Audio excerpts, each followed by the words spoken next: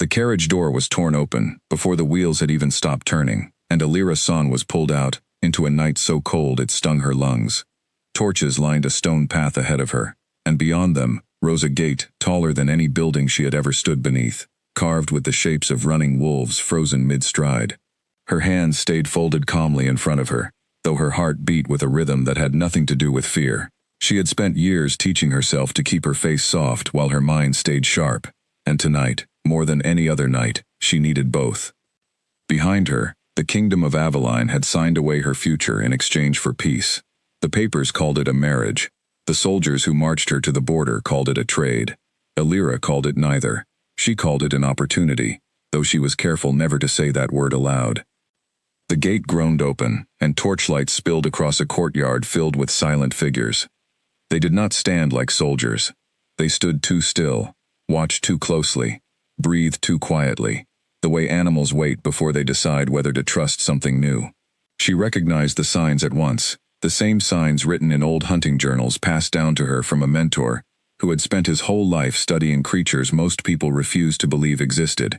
These were not ordinary guards. These were shifters wearing human skin, and every one of them was watching her the way a predator studies something it has not yet decided to trust. At the top of the stone steps stood a man who needed no introduction. Ronan Voss, ruler of the wolf territories, wore no crown and no ornate robe. Nothing that announced his power, except the way everyone near him seemed to lean slightly away, as though his presence alone pressed against the air. His eyes were pale green, edged with gray, like a forest in the last hour before a storm, and when they landed on Alira, they did not soften the way most men's eyes softened when they looked at a frightened bride. He came down the steps slowly, each footstep deliberate, and stopped an arm's length from her. "You do not look afraid," he said. Alira lowered her eyes, letting her voice tremble just enough to sound convincing. "I am only tired from the journey, my lord." It was a lie, delivered the way she had delivered 100 lies before, smooth and unremarkable. Most men accepted a lie like that and moved on. Ronan Voss did not nod and turn away. He studied her a moment longer, long enough that the courtyard around them seemed to hold its breath, and something in his stillness told her he had noticed far more than she wanted him to. "Tired," he repeated, tasting the word as though testing it for truth. "Perhaps." He turned without waiting for a reply, and gestured for her to follow him inside, and as she climbed the steps behind him, Alira allowed herself exactly one slow, quiet breath. She had prepared for suspicion. She had not prepared to be seen so clearly on her very first night. Inside, the fortress was built from dark stone that seemed to swallow torchlight rather than reflect it. Long corridors stretched away in every direction, lined with old tapestries showing wolves mid-hunt, their prey stitched in gold thread faded soft with age. Alira noted every turn, every door, every guard positioned along the walls, filing it all away the same way she once mapped forest trails before a hunt. Old habits did not disappear simply because the mission had changed shape. She was led to a chamber near the top of a narrow tower, close enough to a window that she could see the dark line of trees, stretching toward a horizon she could not yet read. A servant girl with quick hands and kind eyes helped her change out of her travel clothes, murmuring small apologies for the cold stone floors and the strange customs she would need to learn. Alira thanked her gently and said nothing about the blade folded carefully into the lining of her travel cloak, now resting inside a chest at the foot of the bed. Alone that night, Alira let herself think clearly for the first time since leaving Aveline. A peace treaty, built only on fear, rarely lasted, and something about this arrangement had never quite settled right in her mind. Kingdoms did not simply trade brides to end wars, unless something deeper moved beneath the surface, something the council either did not know or chose not to share with her. She had volunteered for this trade, when no one else would step forward. The council believed they were sending a quiet noblewoman, with no family left to protect, a woman easy to spare. They did not know that Alira had spent 10 years training under a retired hunter named Doran Ashfield, learning to track and defeat the creatures that slipped past ordinary defenses, the monsters too fast, too clever, or too dangerous for regular soldiers to face. Among a small, secretive circle of hunters, she had earned a name she never spoke aloud herself. They called her the Ashvale, and in 10 years, she had never once lost a hunt. If something dangerous truly waited inside the peace between these two kingdoms, She intended to find it before it found her first. A knock at the door pulled her from her thoughts. When she opened it, she found a young man with sharp eyes and a guarded expression, introduced simply as Callan, one of Ronan's closest advisors. He told her, in a flat and careful tone, that she would be expected at the morning gathering, where she would be presented to the full court, and that she should prepare herself for questions that would not always be kind. "The pack does not trust humans," he said. "You would do well to remember that." Elira offered a small, polite nod. "I did not come here expecting comfort." Something flickered behind his eyes, there and gone before she could name it, and then he turned and walked away, his footsteps fading down the stone corridor. Sleep did not come easily. She lay awake listening to the fortress settle around her. Distant voices carried on cold drafts, a low howl rising somewhere beyond the walls, mournful in a way that reminded her these wolves were not the wild creatures she had once hunted through forests.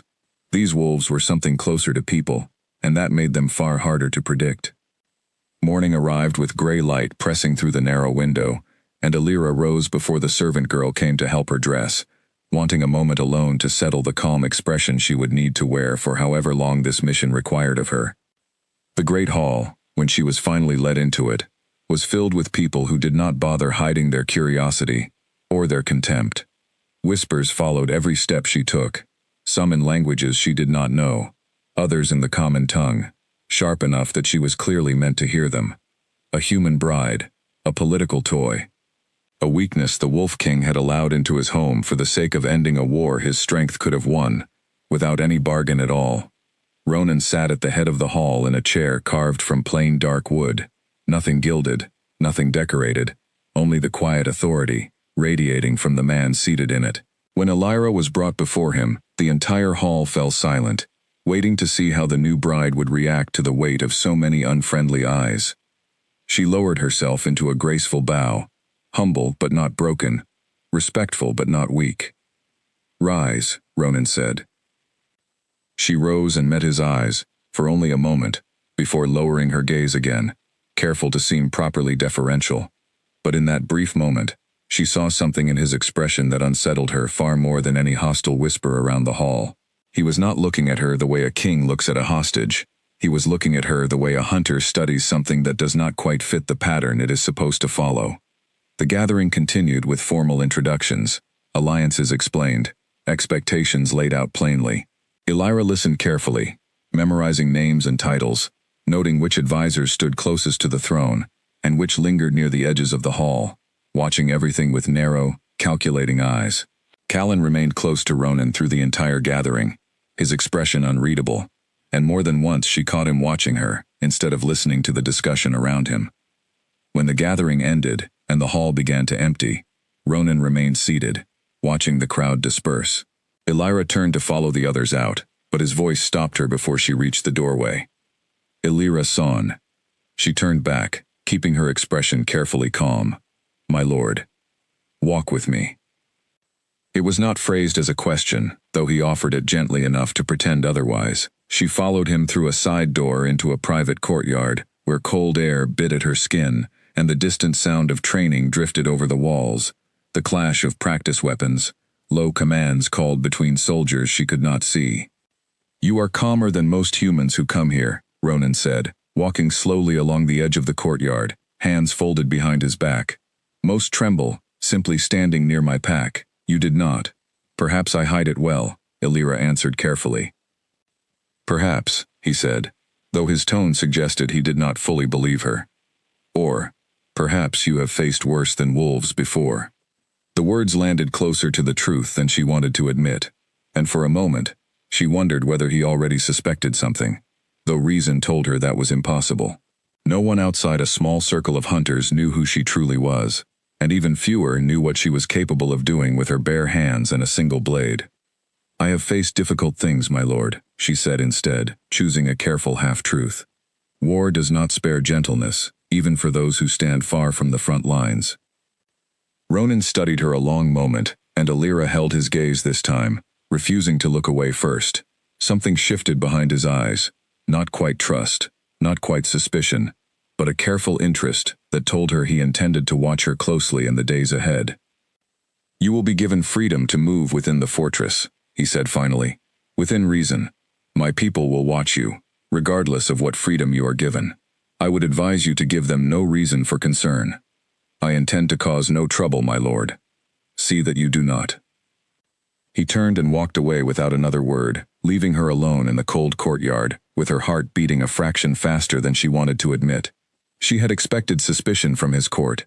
She had not expected the unsettling sense that the Wolf King himself might be sharper and far more dangerous to her secret than anyone she had ever faced before. Later that day, once the formal introductions had finally ended, Elira found herself given a short window of unsupervised time before the evening meal, and she used it to explore the fortress grounds under the pretense of simple curiosity. A young servant offered to guide her, but Elira declined politely, wanting instead to see the layout with her own eyes, rather than through the filtered narration of someone loyal to the pack. She walked the length of the eastern wall first, noting the placement of watchtowers, the distance between guard rotations, the narrow gaps where the stonework had weakened slightly with age. None of it seemed significant on its own, but she had learned long ago that safety in unfamiliar territory came from understanding every possible exit before it was ever needed. The training yard sat near the southern wall, currently empty at this hour, wooden practice weapons stacked neatly along a rack beside a low fence. Beyond it, a smaller building, with narrow windows and a heavy door caught her attention, and she guessed correctly, from the faint smell of herbs drifting through a cracked window, that it served as the fortress healer's quarters. She paused near a well at the center of a small square, watching two children chase each other between stacked crates, their laughter carrying easily across the quiet courtyard. It struck her, watching them, that this fortress was not simply a stronghold of soldiers and suspicious advisors. It was a home, filled with ordinary lives that had nothing to do with treaties or politics, lives that would suffer just as deeply as anyone else if the danger she suspected was real ever reached these walls unchecked. The thought settled something firm and quiet inside her, a reminder of exactly why she had agreed to this trade in the first place. As dusk approached, she made her way back toward the main hall, passing a narrow corridor where two soldiers stood speaking in hushed, urgent tones. She slowed her steps deliberately, adjusting the fold of her sleeve as though distracted, giving herself an excuse to linger just long enough to catch fragments of their conversation. "Another one gone missing near the ridge," one soldier murmured, his voice tight. "Third this month." "The king does not speak of it openly," the other replied, "but the pack knows. Fear travels faster than any announcement." Elira continued walking before either soldier noticed her presence, her mind already turning over the fragment of information she had just gathered. 3 disappearances in a single month, unspoken publicly yet clearly known throughout the pack, was not the kind of detail easily dismissed as coincidence. She filed it carefully, alongside everything else she had observed that day, understanding that whatever quiet unease moved beneath the surface of this fortress, it had already begun long before her arrival, and it would likely not wait patiently for her to finish settling into her new role, before revealing itself further. By the time she reached her tower room again, the last light of day had faded into deep blue dusk, and the fortress around her had settled into the low hum of evening activity.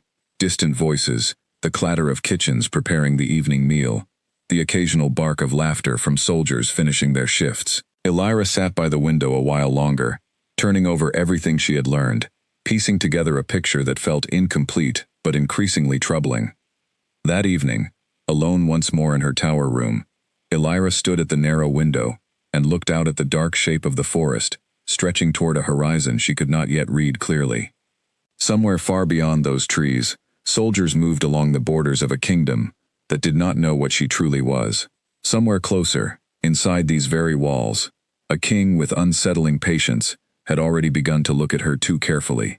She thought of the years spent training with Doran Ashfield, learning patience, precision, the quiet confidence required to face things other people feared even to name. She thought of the promise she had made to herself the moment she agreed to this trade, that she would use whatever came her way, danger included, to serve a purpose far larger than the fear the council in Aveline had tried to hide behind polite paperwork. A distant howl rose again beyond the walls, longer this time, carried on the cold night wind, and something about its tone made the hair rise along her arms. It did not sound like a wolf calling to its pack. It sounded like a warning, though she could not yet say a warning of what. Elira closed the shutters slowly, but she did not look away from the darkness beyond the glass until the very last moment, some old instinct whispering that whatever waited out there in the trees, she would meet it soon enough, and when she did, the fortress around her would learn exactly what kind of woman had truly walked through its gates. Morning came with a knock sharp enough to pull Elira fully awake before her eyes had even opened. The servant girl from the night before stood in the doorway, her expression tighter than it had been, her hands moving quickly as she laid out a gown of deep blue fabric trimmed with silver thread. "The court gathers early today," the girl said. "Lady Marisol has asked that you be present before the second bell." Elira dressed quickly, letting the girl fasten the laces along her back, while her mind worked through what little she knew of Lady Marisol, a name she had heard whispered among the servants the previous evening, always with a note of caution. She was, apparently, one of the oldest and most respected members of Ronan's court, a woman whose opinion carried weight far beyond her formal title. The hall Elira entered a short while later was smaller than the great hall from the day before, but somehow felt far more dangerous. A dozen members of the court sat arranged in a loose circle, and at its center stood a woman, with silver-streaked hair, and eyes the color of amber, sharp and unblinking. This, Elira understood immediately, was Lady Marisol. "Sit," Marisol said, gesturing toward an empty chair, without any warmth in her voice. Elira sat, folding her hands neatly in her lap, aware of every eye in the room studying her posture, her expression, the smallest twitch of her fingers. "You understand why you are here," Marisol continued, circling slowly. "Not in this room, in this territory. You understand what your presence means." "I understand that my presence is meant to secure peace between our kingdoms," Elira answered evenly. "Peace," Marisol repeated, as though the word tasted bitter. "Peace, bought with a human woman handed to our king like a gift wrapped in silk. Tell me, Lady Sane, do you believe peace can be built on such an arrangement?" The question was a trap, Elira understood immediately, designed to provoke either false confidence or visible fear, both of which would give the court something to use against her later. She chose her words with the same care she once used to choose her footing along a narrow forest ledge. "I believe peace is rarely built on comfortable arrangements," she said.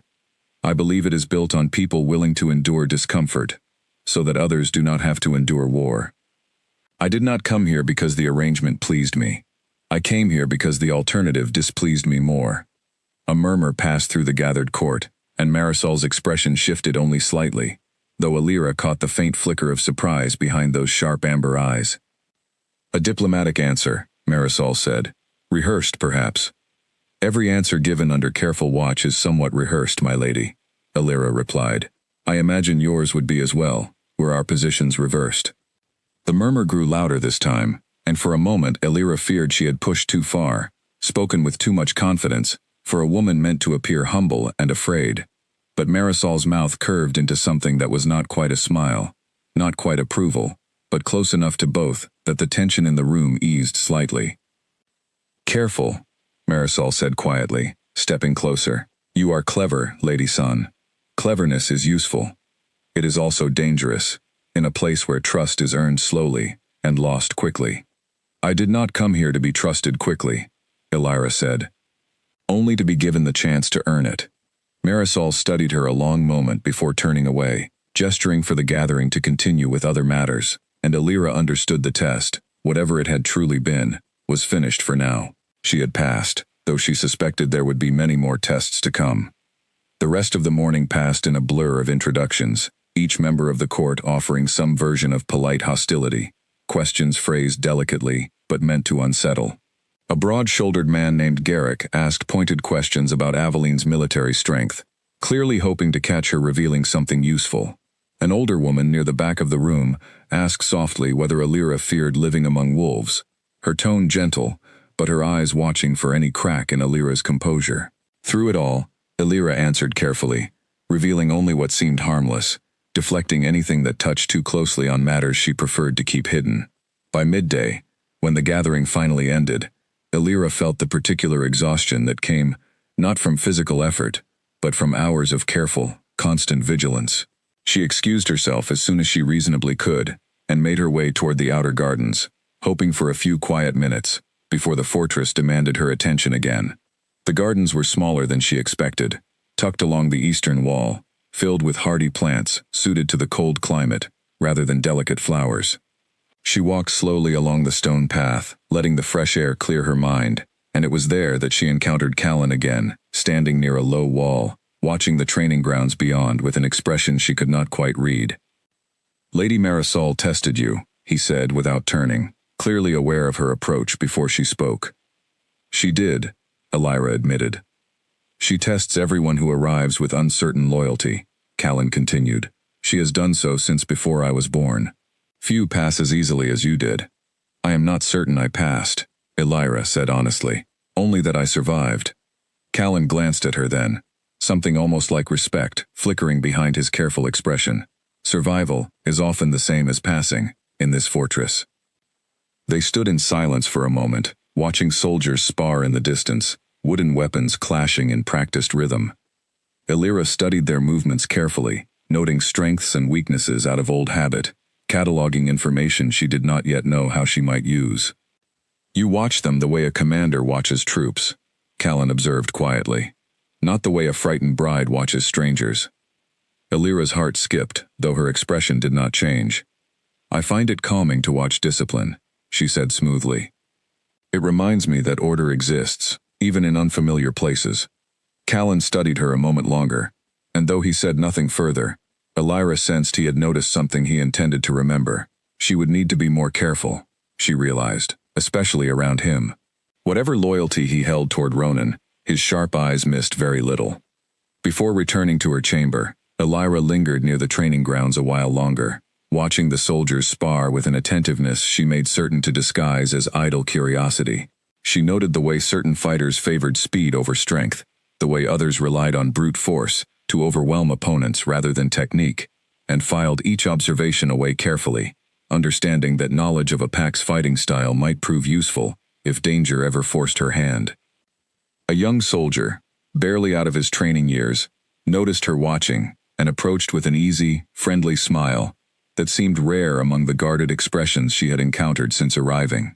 His name, he told her, was Doran, no relation to her old mentor beyond the coincidence of a similar sound, and he seemed genuinely pleased to have someone new to speak with, someone who did not already know every story and rumor that circulated endlessly through fortress life. "Most of the court keeps its distance from newcomers," he admitted, wiping sweat from his brow with the back of his hand. "Takes time before anyone trusts an outsider properly." "I have noticed," Elira said, offering a small, genuine smile in return. "You do not seem to share their caution." "I figure everyone deserves a fair chance before judgment," Doran said with a shrug. "Besides, you handled yourself well against Lady Marisol this morning.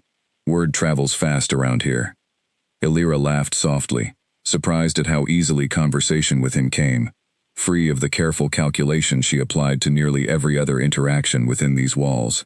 They spoke a while longer about ordinary things, the weather turning colder as winter approached, the upcoming harvest festival the pack celebrated each year, small details that reminded her the fortress held more than simply intrigue and danger beneath its stone walls.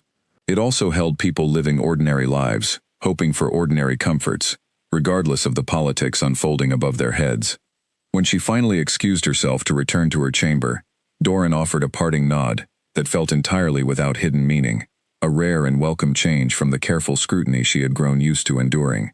She carried that small moment of warmth with her through the quiet corridors, grateful for it, even as her mind continued turning over everything else she had learned that morning.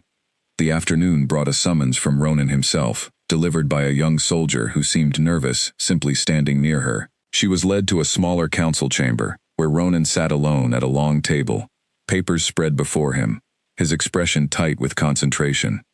"Sit," he said, not looking up immediately. Elira sat, watching him carefully. When he finally raised his eyes to meet hers, the tension in his expression had not fully faded.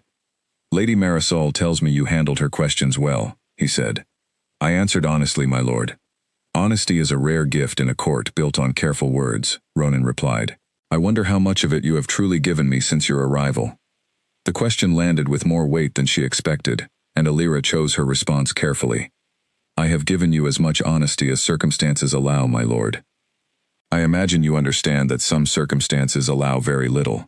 Something in his expression shifted, a flicker of understanding rather than suspicion, as though her answer confirmed something he had already suspected, about the nature of political arrangements, rather than about her specifically.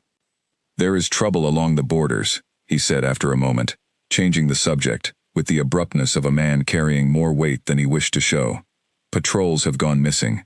Soldiers have returned wounded, unable to properly describe what attacked them. Elnera kept her expression carefully neutral, though every instinct sharpened at his words. That sounds troubling, my lord. It is troubling, Ronan admitted. My trackers cannot follow whatever moves along those borders.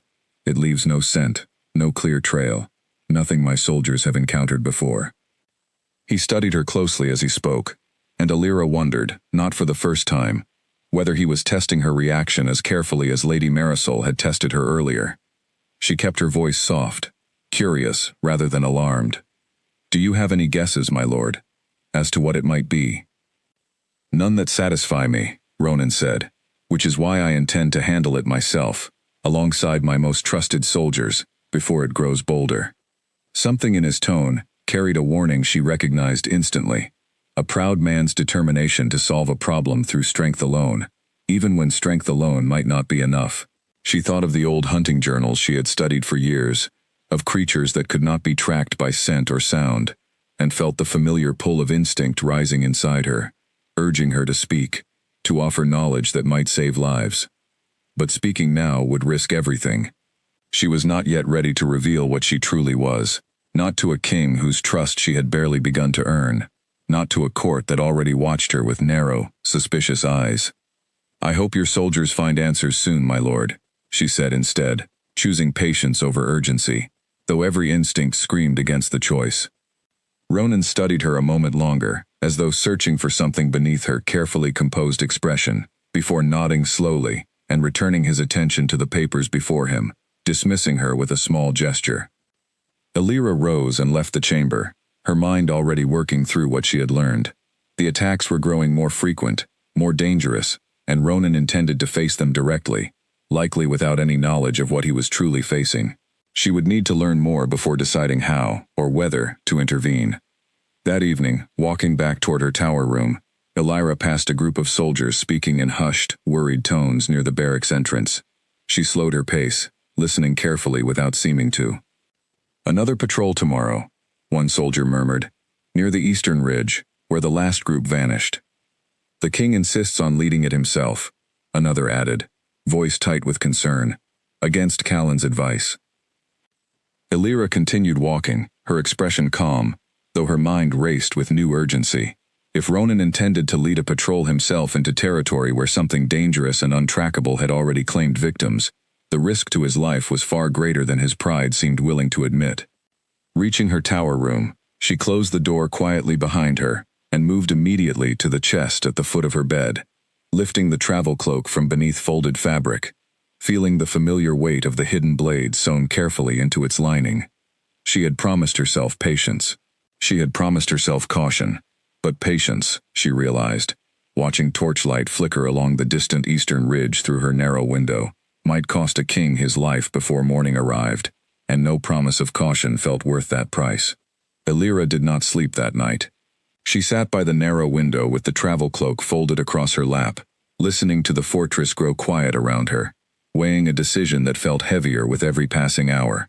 If she revealed her skills to save Ronan from a danger he did not fully understand, she risked exposing everything she had worked years to keep hidden.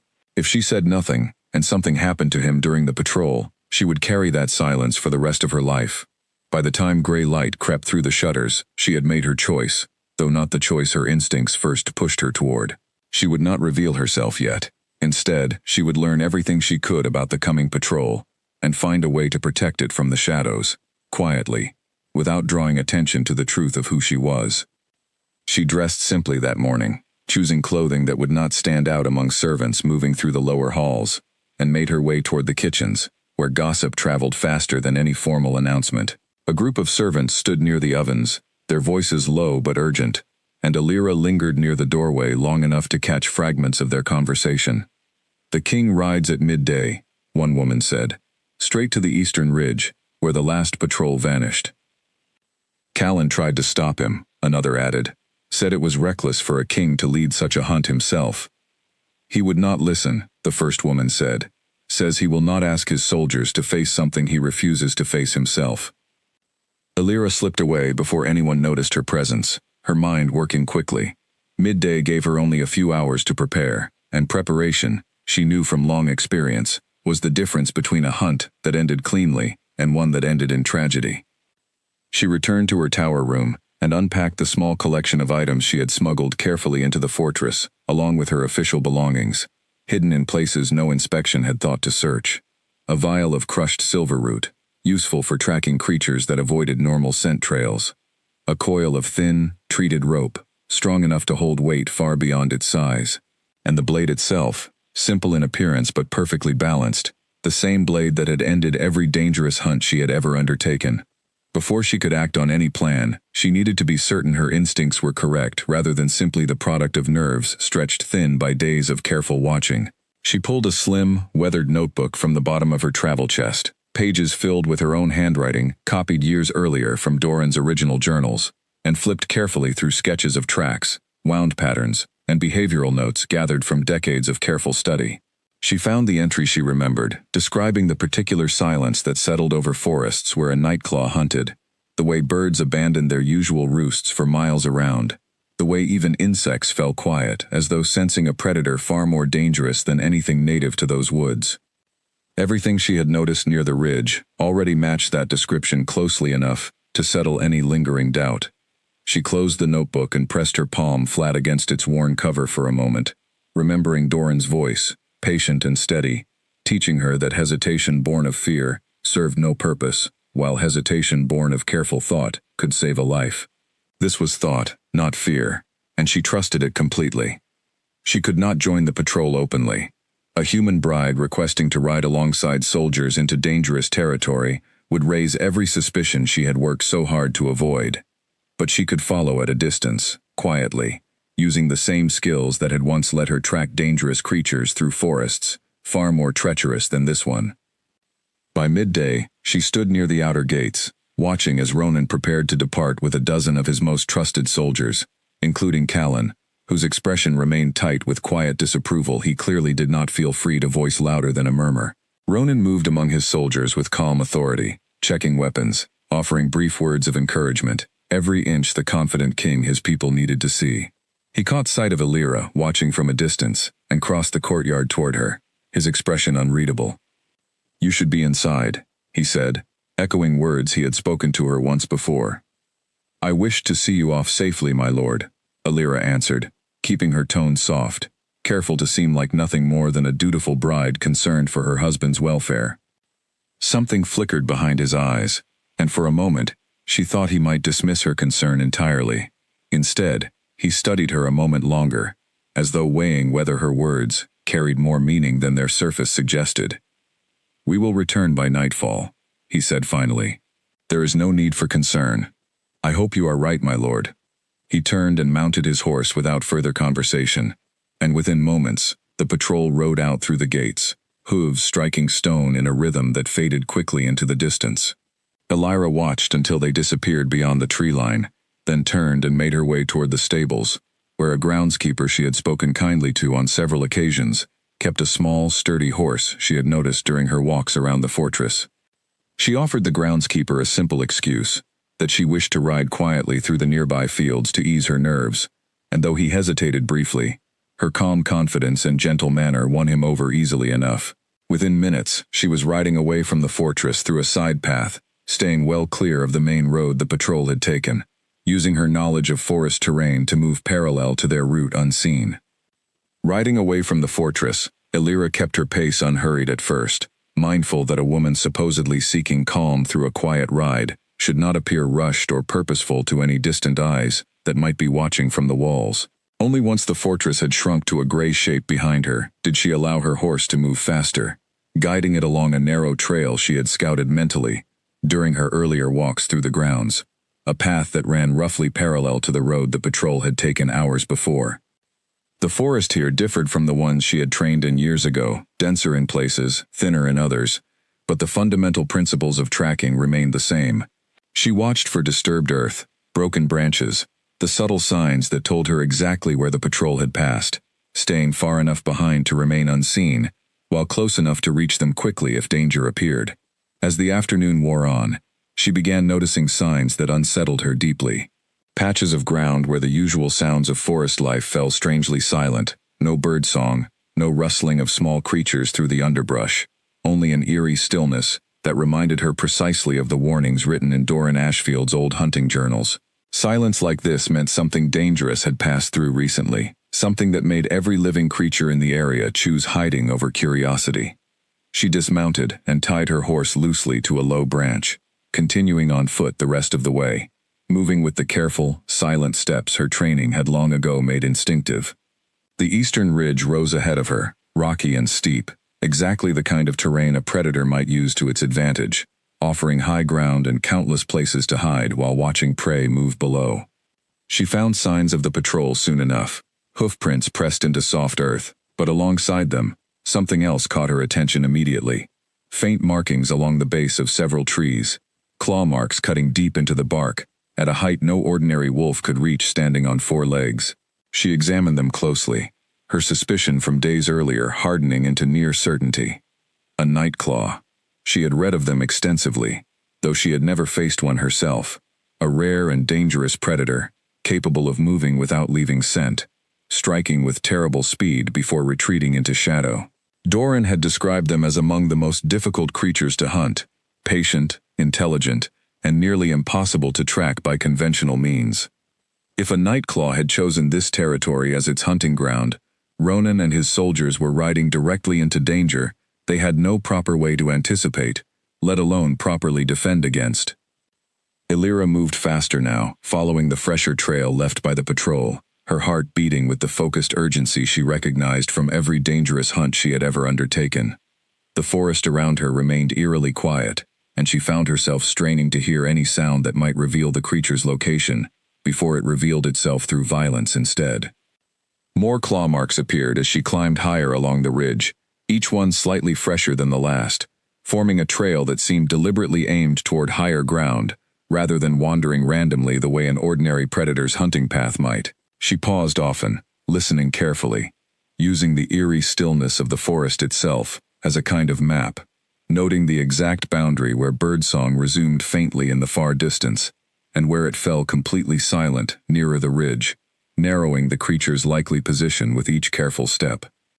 She reached a small clearing just as the sun began sinking lower toward the horizon, and found the patrol gathered there, dismounted, clearly searching the surrounding area for signs of whatever had claimed their missing comrades earlier. Ronan stood near the center of the group, his expression tense with focused concentration, Callan close beside him, both scanning the tree line with the careful attention of soldiers who understood they faced something they did not fully comprehend.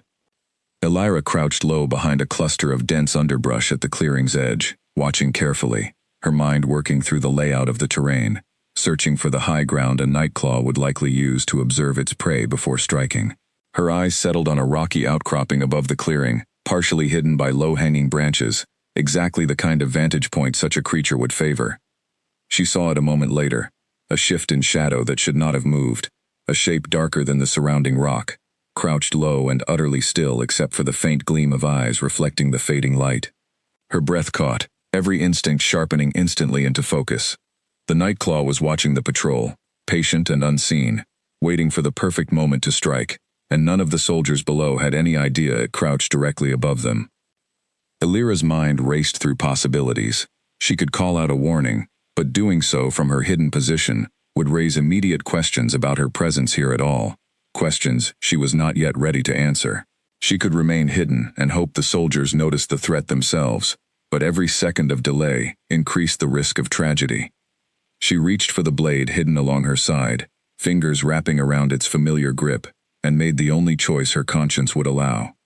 She would not reveal everything about herself tonight, not yet, but she would not stand by and let good soldiers die simply to protect a secret. She forced herself to breathe slowly, counting the seconds the way Doran had once taught her, a technique meant to steady both hand and mind before any decisive strike.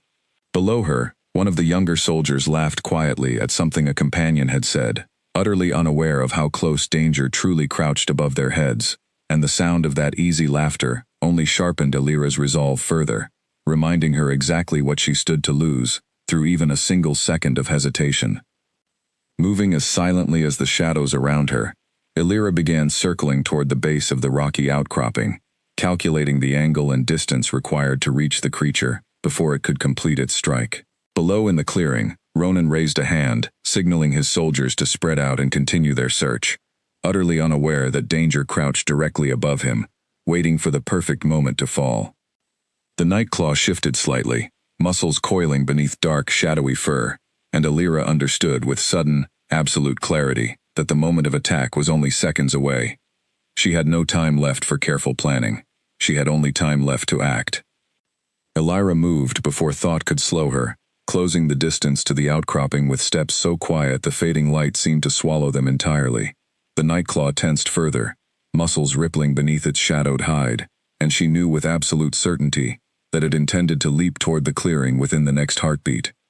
She reached the base of the rocks just as the creature launched itself forward, and rather than call out a warning that would only draw every eye toward her, she threw herself upward along the rock face, using the momentum of her climb to intercept its path mid-leap.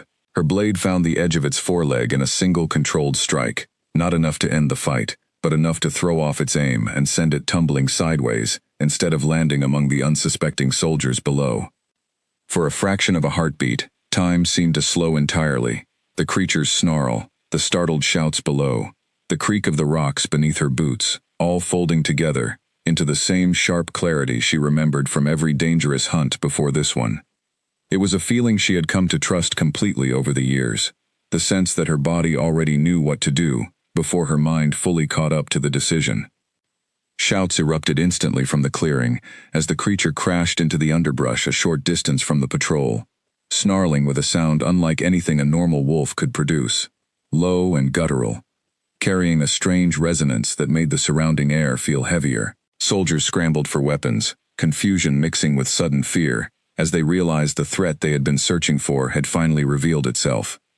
Elira retreated instantly into the shadows along the ridge, moving with practiced silence back toward the tree line, her heart hammering not from fear, but from the tight, controlled focus of someone who understood exactly how much was at stake in the next few moments. She could not remain to finish the fight without risking full exposure, but she could not simply vanish either, not while the creature remained a genuine threat to the soldiers below. She circled quickly through the trees, putting enough distance between herself and the clearing to remain unseen, then paused to watch as Ronan and his soldiers converged on the wounded creature. It fought with desperate ferocity despite its injury, and for several tense moments Elira worried that her intervention had only worsened the danger rather than easing it. But the soldiers, now aware of exactly what they faced, fought with disciplined coordination, and within a short, brutal struggle, the creature finally collapsed, unmoving, beneath a combined effort that would have failed entirely without the wound she had already given it. Ronan stood over the fallen creature, breathing hard, his expression a mixture of relief and confusion as he studied the wound along its foreleg, a wound clearly too precise, too deliberate, to have come from any weapon his soldiers carried. "Who struck first?" he demanded, turning toward his gathered soldiers. "This wound was already here before we engaged." Confused murmurs passed among the group, no one able to offer an answer, and Elira, watching from the shadows, felt her pulse quicken with new urgency. She needed to leave before anyone thought to search the surrounding trees too carefully. She made her way back toward her waiting horse, as quickly as silence allowed, mounting swiftly, and guiding the animal along the same hidden path she had used earlier, putting distance between herself and the clearing before the patrol began their return journey. By the time she slipped back into the fortress stables, breathless but composed, the sun had nearly disappeared beneath the horizon, and she offered the groundskeeper a quiet, grateful smile before hurrying back toward her tower room, her mind racing through everything that had just happened. She had saved lives tonight. She had also very likely planted a seed of suspicion that would not be easily uprooted. Back in the stables, Elira took a moment longer than necessary brushing down her horse, using the quiet routine to steady her breathing and settle her thoughts before facing whatever questions the evening might bring. The groundskeeper, An older man with kind, tired eyes glanced at her only briefly, clearly noticing the faint tension in her posture, but too polite, or too wise, to ask questions that were not his to ask. "Rough ride?" he said simply, taking the reins from her once she had finished. "Something like that," Elira answered, offering him a grateful smile, before slipping quietly out of the stable and back toward the main fortress, her mind already racing ahead to the conversation she suspected was coming. The patrol returned less than an hour later, and Elira watched from her tower window as soldiers filed back through the gates, exhausted but alive, carrying the body of the fallen creature draped across a length of rope between two horses. Even from this distance, she could see the tension in Ronan's posture as he dismounted, his eyes scanning the courtyard as though searching for something, or someone, out of place. She did not have to wait long before a soft knock sounded at her door. She had spent the hour before his arrival pacing quietly across the small tower room, rehearsing several versions of an explanation, discarding each one as either too revealing or too obviously false. In the end, she decided she would simply wait and see how much he already suspected before choosing which careful truth to offer him. Ronan stood in the corridor when she opened it, still dressed in his riding clothes, a faint streak of dirt along one cheek, his expression carrying none of the careful composure she had grown accustomed to seeing in court. "May I come in?" he asked, his voice quieter than usual. Elira stepped aside, allowing him entry, and closed the door softly behind them. He walked to the center of the room and turned to face her, studying her with an intensity that made her grateful for years of training in keeping her expression calm under pressure. "A creature attacked us today," he said. "One my trackers could never properly follow. It struck near a clearing where my patrol had gathered, and it was already wounded when we engaged it, wounded by a blade, not by claws or teeth." Elira kept her expression carefully neutral. "That sounds fortunate, my lord." "Fortunate," he repeated slowly, "or deliberate. No one in my patrol claims responsibility for that wound. No one saw who struck it before we arrived." He paused, studying her closely. "You left the fortress this afternoon. The groundskeeper mentioned it when I asked after your whereabouts." Her heart beat faster, though her voice remained steady. "I rode through the nearby fields, my lord. As I told the groundskeeper, I found the fresh air calming." "The fields," Ronan said, "lie in the opposite direction from the eastern ridge." Elira held his gaze, refusing to look away, though every instinct urged her to retreat behind careful deflection. "Are you accusing me of something, my lord?" "I am asking you a question," he said, his voice low but firm. "And I would very much like an honest answer." The silence between them stretched long enough that Elira felt the weight of every choice pressing down at once. She could deny everything, offer another careful half-truth, and hope his suspicion faded with time. Or she could offer him a fragment of honesty, enough to ease his concern, without revealing the full truth she had spent years protecting. "I was concerned for your safety, my lord," she said finally, choosing her words with careful precision. "I rode out to see if I could learn anything useful about the danger threatening your soldiers. I did not expect to encounter the creature myself. When I did, I acted instinctively, using skills I have quietly developed over many years, skills I have not spoken of, because they are not the sort of skills expected of a noblewoman." Ronan studied her for a long moment, his expression unreadable, though something in his posture eased slightly, as though her partial honesty had settled some of his tension, even without answering every question fully. "You wounded a creature my finest trackers could not even locate," he said slowly. "That is not the skill of someone who simply enjoys quiet rides through unfamiliar fields." "No," Elira admitted, "it is not. Who taught you such skills?" She hesitated, weighing exactly how much truth she could safely offer. "A mentor, my lord, from a life I left behind before this treaty brought me here. I would rather not speak further of it tonight, if you will permit me that privacy."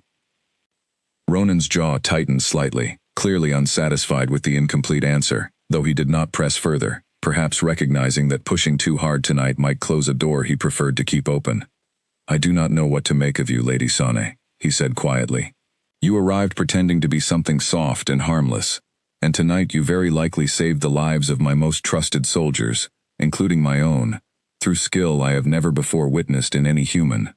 "I did what I believed necessary, my lord," Elira said simply. "Nothing more." He studied her a moment longer, before turning toward the door, pausing with his hand against the frame. "This conversation is not finished," he said. "But it is late, and my soldiers need rest, after today's events. We will speak further soon." Before he left, he paused once more, glancing back at her with an expression she could not quite name, something caught between suspicion and reluctant admiration. "Whatever else is true about you, Lady San," he said quietly, "my soldiers are alive tonight because of something you did, whether or not you intend to explain it fully. That is not nothing, regardless of the secret still standing between us."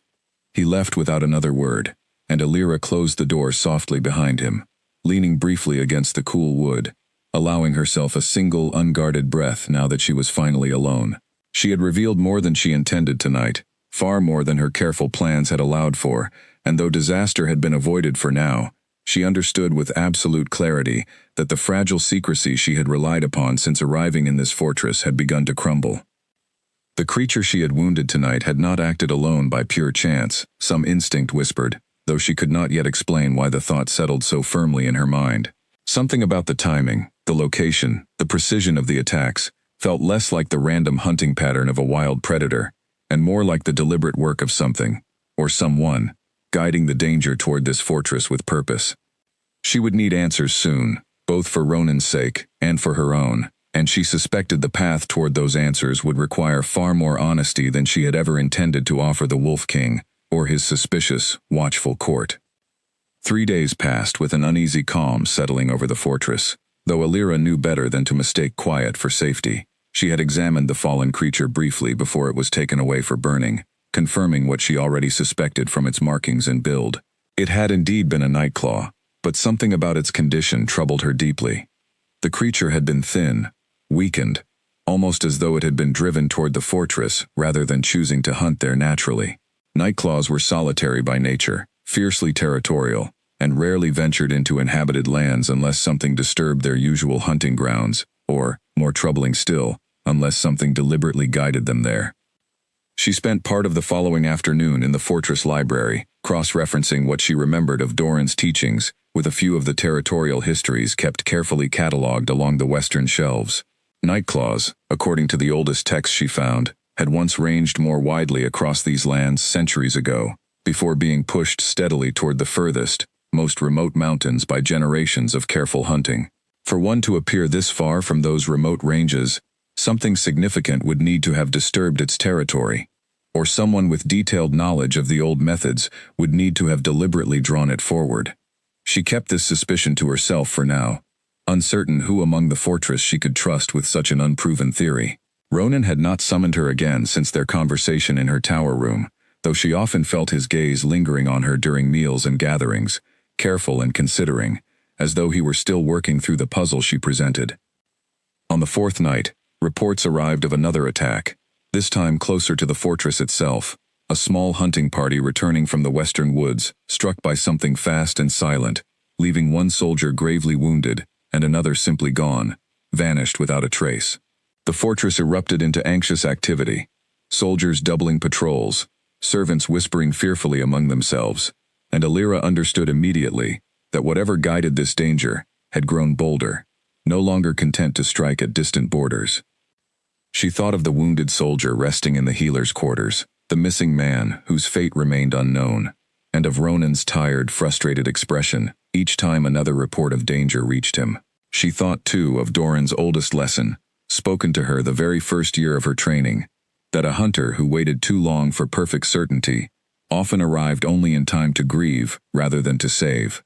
She waited until the fortress settled into its uneasy nighttime quiet before making her decision. She would not wait for another accidental encounter, would not rely on chance intervention to protect soldiers who deserved better. Tonight, she intended to hunt deliberately, using every skill Doran Ashfield had spent years teaching her, and if her secret finally unraveled completely as a result, she would accept whatever consequences followed. She dressed in dark, practical clothing, kept hidden beneath false linings in her travel chest, clothing built for silent movement rather than court appearances, and strapped her blade securely along her thigh, where it could be drawn quickly without hesitation. She slipped from her tower room and moved through the fortress corridors with practiced silence, avoiding the patrols she had already mapped carefully in her mind, until she reached a narrow service door along the western wall, rarely guarded due to its inconvenient location. The forest beyond felt different at night, shadows deeper, sounds sharper, and Alira moved through it with the confident, measured steps of someone who had spent years learning to read danger before danger revealed itself. She followed the trail from the earlier attack easily enough, disturbed earth and broken branches leading her steadily deeper into the western woods, the eerie silence she had come to recognize settling over the forest the further she traveled. She did not notice, at first, that she was being followed. It was only when she paused to examine another set of claw marks, deeper and fresher than any she had seen before, that she caught the faint sound of a footstep too careful, too deliberate, to belong to any ordinary forest creature. She turned sharply, blade already drawn, and found Ronan standing a short distance behind her, dressed in dark travel clothes similar to her own, his expression unreadable in the moonlight filtering through the canopy above. "You followed me," she said quietly, lowering her blade slightly, though not fully sheathing it. "I suspected you would try something like this," Ronan admitted. "After our conversation, I found myself unable to simply wait for answers. This is dangerous, my lord. You should not be here." "Neither should you," he countered, "and yet here you stand, armed and moving through these woods, as though you have done this 100 times before." Alira studied him a long moment, weighing whether to send him back toward the fortress, or accept that her secret, already fraying at the edges, was about to unravel entirely, regardless of her wishes. "If you insist on remaining," she said finally, "then stay close, stay quiet, and trust that whatever you witness tonight, I do not intend harm toward you or your people." Ronan's expression shifted slightly, something between surprise and grudging respect. "I already suspected as much." They moved together through the darkened forest, Alira leading with careful, silent steps, while Ronan followed close behind, his own considerable skill as a shifter, allowing him to match her pace without difficulty. The trail grew fresher as they progressed, the eerie silence deepening around them until even the wind seemed to hold its breath. As they moved deeper into the western woods, Ronan broke the silence once, his voice low, careful not to carry beyond the two of them. "You move as though you have walked through danger like this 100 times before." "More than 100, Alira admitted quietly, never slowing her pace. "Doran believed a hunter who counted her victories eventually grew careless, so I stopped counting long ago. I only remember the ones I nearly lost." "How many were those?" Ronan asked. "Fewer than I deserve, given how often I ignored caution in my younger years," she said, a faint, wry note entering her voice despite the tension of the moment. "Age has made me more careful, though perhaps not careful enough, given that I am currently walking through a haunted forest, with a king who should, by every reasonable measure, be safely behind fortress walls instead." Ronan huffed something close to a quiet laugh, the sound surprising them both in the tense silence of the woods. "I could say the very same of you." They said nothing further for a while after that, though something had shifted subtly in the space between them, a thread of understanding neither had expected to find amid such danger. She found the creature nearly an hour later, crouched low near the base of a massive fallen tree, its dark form nearly invisible against the shadowed forest floor. This one was larger than the previous Nightclaw, its movements sharper, more alert, clearly aware that something had disturbed its hunting ground even before Alira and Ronan came into view. It rose slowly, muscles coiling with predatory tension, and let out a low, guttural sound that seemed to vibrate through the very ground beneath their feet. Ronan tensed beside her, ready to shift into his wolf form, but Alira raised a hand slightly, signaling him to wait, her eyes never leaving the creature ahead. "Let me," she whispered. She stepped forward calmly, blade held loosely at her side, her posture relaxed in a way that belied the razor-sharp focus running beneath her calm exterior. The Nightclaw lunged first, faster than anything Ronan had ever witnessed, closing the distance in a single fluid motion meant to end the confrontation instantly. Alira moved with equal speed, sidestepping the creature's attack with precise, economical movement, her blade flashing upward in a strike aimed not at random flesh, but at a specific point along the creature's shoulder, a vulnerability she had studied for years in Doran's careful, detailed journals. The creature snarled in pain, twisting to strike again, faster this time, but Alira anticipated the movement, ducking low, and driving her blade forward in a second precise strike that finally brought the fight to its end. The Nightclaw collapsed heavily onto the forest floor, its final breath escaping in a low, fading growl before stillness settled over the clearing entirely. Elira stood over the fallen creature, breathing evenly, her expression calm despite the intensity of the encounter, and turned finally to face Ronan, who stood frozen a short distance away, watching her with an expression she had never seen on him before.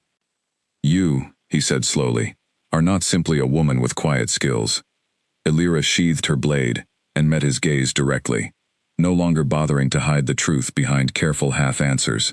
"No," she admitted, "I am not." "What are you?"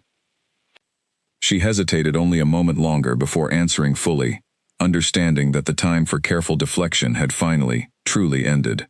"I am a hunter, my lord, trained for a decade to track and defeat creatures exactly like this one. Among those who know of such work, I am called the Ashvale. I have never lost a hunt. Until tonight, I had never needed anyone's help to finish one either." Ronan studied her in silence for a long moment, the forest quiet around them, the fallen creature a stark reminder of exactly what she had just proven capable of doing. When he finally spoke, his voice carried none of the suspicion she had braced herself to hear. "The council in Aveline sent me a hunter," he said slowly, "disguised as a frightened bride. They did not know what I truly was," Elira clarified. "I volunteered for this trade myself, believing something dangerous might be hidden within the arrangement. I did not expect to find literal danger stalking your borders, but I suspect now that it is no coincidence." Something sharpened behind Ronan's eyes at her words. "You believe these attacks are connected to the treaty?" Ronan crouched beside the fallen creature, examining the precise wounds she had delivered with a soldier's careful eye for detail. "2 strikes," he murmured, almost to himself, "both placed exactly where they needed to be. My best trackers could not even locate this creature, and you found and ended it within a single hour of searching. Years of practice make difficult things look simpler than they are," Elira said quietly, cleaning her blade with a practiced motion before sheathing it once more. "I believe," Elira said carefully, "that Nightclaws do not simply wander into inhabited territory by chance. Something has driven them here, or worse, something has deliberately guided them. I do not yet know who or why, but I intend to find out." Ronan looked down at the fallen creature once more, then back toward Elira, something new settling into his expression, careful consideration rather than suspicion, the beginning of a decision she sensed he had not yet fully made. "If what you say is true," he said finally, "then my fortress is under threat from something far more dangerous than wild predators alone, and I find myself in need of exactly the kind of skill you have just demonstrated." Elira held his gaze steadily. "Then perhaps, my lord, it is time we stopped treating each other as captor and hostage, and started working as allies instead." Ronan studied her a long moment, the moonlight casting pale light across features tight with the weight of a decision that would change everything between them, before finally nodding once, slowly. "Perhaps it is," he said. "Walk with me back to the fortress, Lady Sane. We have a great deal to discuss, and very little time left to waste." They returned to the fortress, just as the first gray hint of dawn touched the horizon, slipping through the same narrow service door Elira had used to leave hours earlier. Ronan led her not toward her tower room, but toward a small private study tucked away in a quiet corner of the fortress, a room she had not yet seen during her time there, lined with old maps and worn books that looked far more used than decorative. "No one comes here except myself," he said, closing the door firmly behind them. "We can speak freely." Elira settled into a chair across from a heavy wooden desk, while Ronan lit a single lamp, casting warm light across the room, without drawing attention from anyone who might notice it burning through a window. He sat across from her, studying her carefully in the soft glow, and for a long moment neither of them spoke, the events of the night still settling between them. "Tell me everything," he said finally. "From the beginning. I have had enough of half-truths." The lamp between them flickered gently, casting long shadows across the shelves of old maps, and for a moment, Elira simply sat with the weight of the decision ahead of her. She had spent so many years carefully guarding this story, sharing fragments of it, only with Doran, and, rarely, with fellow hunters, who required no explanation, because they already understood the world she moved through. Speaking it aloud now, to a king she had arrived intending only to observe, felt like setting down a burden she had carried so long she had nearly forgotten its true weight. Elira considered how much to share, then decided that half-truths had already cost her enough tonight. She told him of her childhood in a small village near the northern border of Aveline, of the raid that took her family when she was barely old enough to understand what death truly meant, of the old hunter named Doran Ashfield, who found her hiding in the wreckage and saw something in her that others overlooked, a stillness that could be shaped into purpose rather than left to curdle into grief. She told him of the years spent training under his guidance, learning to track creatures most people refused to believe existed, learning patience and precision until both became as natural to her as breathing. She told him of the name whispered among a small circle of hunters who knew her only by reputation, never by face, and of the promise she made to herself long ago, that she would use whatever skills she possessed to protect people who could not protect themselves. When the council announced this treaty, she said, I saw an opportunity few others would recognize. A trade, dressed up as diplomacy, moving a woman across dangerous borders under careful watch. It seemed the perfect way to investigate quietly, without drawing the kind of attention a formal hunter might attract. You suspected something was wrong with the arrangement from the very beginning, Ronan said, not quite a question. I suspected, Elira admitted. Kingdoms do not typically settle wars through arrangements this specific, unless something deeper moves beneath the surface. I did not expect Nightclaws stalking your borders, but I am no longer surprised to find genuine danger woven into what was presented as simple diplomacy. Ronan leaned back slightly, studying her with an expression that had shifted considerably since their first meeting at the fortress gates. You realize, he said slowly, that everything I believed about this treaty, about you, has just changed entirely. I realize, Elira said. I am sorry for the deception, my lord, though I do not regret the choice that led me here. Had I arrived announcing myself as a hunter, your court would never have trusted me enough to move freely, and these creatures might have claimed far more lives before anyone understood the true danger. Something in his expression eased, not quite forgiveness, but understanding. You are not wrong, he admitted. My court barely trusts humans as it is. A hunter, however skilled, would have been watched even more closely than a quiet bride. They sat in silence a moment longer, before Ronan finally addressed the question weighing heaviest between them. If these creatures are being deliberately guided toward my territory, someone within my own lands may be responsible, or someone working closely enough to understand my borders and patrol patterns well enough to exploit them. Elira nodded slowly. Nightclaws are solitary and fiercely territorial by nature. Something must have disturbed their usual hunting grounds significantly to drive them this far from familiar territory, or someone with knowledge of such creatures deliberately lured them here, using methods I have only read about in old hunting texts, certain scents and sounds capable of drawing predators toward specific locations. Who would possess such knowledge? Ronan asked. Someone with access to old texts most people have long forgotten, Elira said carefully, or someone who has studied dangerous creatures far more closely than ordinary soldiers ever would. Ronan's expression tightened, clearly turning over possibilities in his mind, though he said nothing further on the matter that night. Instead, he rose from his chair and moved toward one of the maps lining the study wall, tracing the borders of his territory with a careful finger. The attacks have followed a pattern, he said, beginning at the far eastern border, moving steadily closer toward the fortress itself. If someone intended to weaken my defenses gradually, driving fear and confusion through my ranks before striking at something larger, this would be an effective method. A distraction, Elira said quietly, understanding dawning. Or a test, meant to measure how quickly your soldiers respond, how effectively you personally handle crisis. Or both, Ronan said grimly. Ronan poured 2 cups of warm tea from a kettle kept simmering over a small fire in the corner of the study, offering one to Elira before settling back into his chair. May I ask you something that has nothing to do with strategy? He said. You may ask, Elira replied, wrapping her hands gratefully around the warm cup. Do you regret it? Choosing this path, all those years ago, instead of an ordinary life? Elira considered the question carefully, turning it over the way she turned over every difficult truth before speaking it aloud. There were nights, especially early on, when I imagined what an ordinary life might have looked like. A quiet home, a family, None of the danger I chose instead. But I do not think I could have lived comfortably knowing what moved unseen in the dark, while other people slept peacefully, unaware. Doran once told me that some people are given peace, and others are given purpose, and the rare few who receive both should consider themselves fortunate beyond measure. And do you consider yourself fortunate? Ronan asked quietly. Elira met his gaze over the rim of her cup. I am beginning to wonder if perhaps I might be, after all. They spent the remaining hours before dawn, mapping out a plan, careful and deliberate, built on mutual trust neither of them had expected to develop so quickly. Elira would continue observing the fortress and its court from within, using her position as Ronan's supposed bride to notice details a hunter working openly might never uncover.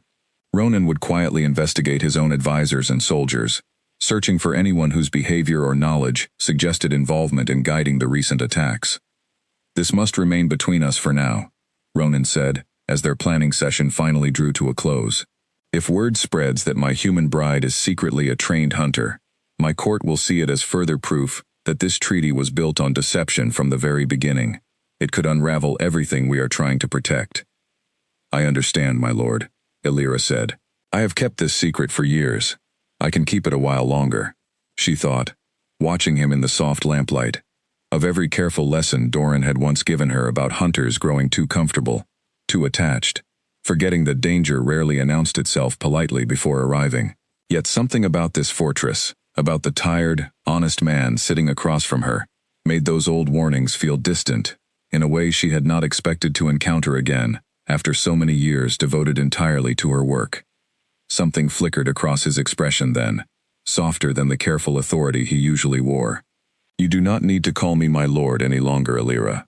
Not here, not between us. The use of her given name, spoken so plainly without formal distance, settled something unexpected in her chest. A warmth she had not anticipated feeling toward a man she had arrived prepared only to deceive. Then perhaps you should call me by my name as well, she said quietly, rather than Lady Sana. Elira, he said, testing the sound of it carefully, as though weighing its weight against everything he now understood about her. I find myself grateful, strange as it feels to admit, that Aveline sent me exactly the kind of ally I did not know I needed. I find myself grateful as well, she admitted, that the Wolf King proved far more perceptive than the rumors suggested. A quiet understanding passed between them then, fragile but real, built not on the forced arrangement of a peace treaty, but on shared purpose and mutual respect, earned through danger neither of them had anticipated facing together. As dawn light finally began spilling fully through the study window, Ronan extended his hand toward her, an unusual gesture between them, formal yet somehow deeply sincere. Allies, then, he said, until we uncover the truth behind these attacks, and put an end to whatever threat moves against my people. Elira took his offered hand, her grip steady and sure. Allies, she agreed. Before leaving the study that morning, Elira paused near the door, looking back at the small, cluttered room that had become an unexpected refuge from the careful performance she maintained everywhere else in the fortress. Thank you, she said quietly, for listening without judgment, when you had every reason to feel deceived. Ronan met her gaze steadily. You did not deceive me for cruelty or gain, Elira. You did it to protect people, mine included, from a danger you suspected before any of us understood it existed. I find that far easier to forgive than you might expect. Over the following days, their careful investigation began in earnest, though neither of them anticipated exactly how close the danger already lurked, nor how quickly the fragile alliance they had just formed would be tested by betrayal, far closer to the throne than either of them yet suspected. The days that followed settled into a careful rhythm neither Elira nor Ronan spoke of openly, though both understood exactly what the other was doing beneath the surface of ordinary fortress life. Elira continued attending court gatherings, offering polite, measured answers to Lady Marisol's occasional pointed questions, while quietly observing every advisor and soldier who moved through the halls with unusual familiarity or unexplained absence. Ronan, for his part, began reviewing old records and patrol schedules with fresh scrutiny, searching for patterns he had previously dismissed as coincidence. It was Elira who noticed the first genuine clue, nearly a week after the night in the western woods. She had taken to walking the fortress library in the evenings, a quiet space rarely visited by the busier members of the court. using the excuse of improving her understanding of Wolf Territory customs to justify her presence there. Among the shelves of formal histories and territorial agreements, she found something unexpected, tucked behind a row of unremarkable texts, a slim, worn journal, filled with detailed notes on predator behavior, migration patterns, and, troublingly, methods for luring dangerous creatures, using specific combinations of scent and sound. She sat quietly on the library floor for several long minutes, turning the journal's pages slowly, comparing the diagrams sketched within it against the very markings she remembered noticing along the trees near the ridge. The similarities were too exact to dismiss as coincidence. Drawings depicting the precise combinations of scent and sound described in her own oldest hunting texts, annotated with small, careful notes suggesting whoever wrote them had tested the methods more than once and refined their understanding through direct, deliberate practice. The handwriting was careful and precise, clearly belonging to someone with formal education, and though the journal bore no name, Alira recognized certain phrasings and turns of speech she had heard before during quiet conversations in the fortress corridors. She said nothing to anyone that evening, instead carefully returning the journal to its hiding place and noting its exact location, determined to watch more closely for whoever might return to retrieve it. 3 nights later, her patience was rewarded. She had positioned herself in a shadowed alcove near the library entrance, waiting long past the hour most of the fortress had settled into sleep, when she heard soft footsteps approaching the library door. She watched carefully as Callan slipped inside, moving with the practiced quiet of someone accustomed to avoiding notice, and made his way directly toward the shelf where the hidden journal waited. Alira remained perfectly still, watching as he retrieved the journal, and studied several pages by the dim light of a small lantern he had brought with him, his expression tight with concentration rather than casual curiosity. After several minutes, he tucked the journal back into its hiding place and left as quietly as he had arrived, unaware that he had been observed the entire time. The following morning, Alira sought out Ronan in the small private study where they had first formed their alliance, finding him alone reviewing old correspondence spread across his desk. "I believe I have found something important," she said, closing the door carefully behind her.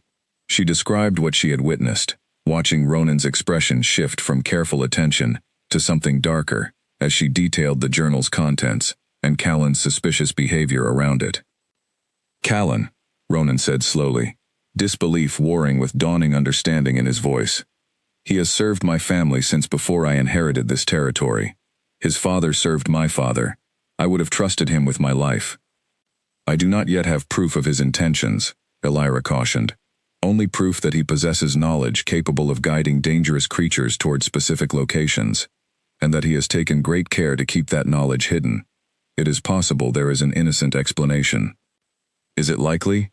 Ronan asked, though his tone suggested he already suspected the answer. "No," Alira admitted. "It is not." Ronan rubbed a hand over his tired eyes, the weight of the revelation clearly settling heavily over him. "I keep searching my memory for some earlier sign," he admitted quietly. "Some moment where his resentment should have been obvious to me. I find myself troubled by how easily I overlooked it. Betrayal from someone skilled at hiding it rarely announces itself clearly," Alira said gently. "You are not foolish for missing it, Ronan. You are simply someone who chose to trust, which is not a flaw, even when that trust is eventually broken." They spent the remainder of that morning quietly reviewing everything they knew about Callan's recent behavior, and troubling patterns began emerging the more carefully they examined the timeline. Callan had been the loudest voice advising caution regarding the recent patrols, always suggesting delays or alternate routes that, in hindsight, seemed designed to place soldiers directly in the path of danger, rather than away from it. He had also been present, Alira realized with growing unease, where Ronan discussed sensitive border strategies, always positioned close enough to overhear details that should have remained carefully guarded. "If he has been guiding these creatures deliberately," Ronan said, his voice tight with barely controlled anger, "then every soldier lost, every family grieving a missing patrol member, exists because of choices made by someone I trusted completely." "We do not yet know his reasons," Alira said carefully, though she understood the weight of betrayal settling over him. "Ambition, old grievance, outside influence, there are many possibilities, and understanding his motive may prove important before we confront him directly." Ronan considered this, his jaw tight with restrained frustration. My father passed him over for a position Callan believed he deserved, many years ago, choosing another advisor instead. Callan never spoke of resentment openly, but I remember whispers among the older members of court, questions about whether he ever fully accepted that decision. Old grievances left unaddressed have a way of growing into something far more dangerous over time, Alira said quietly.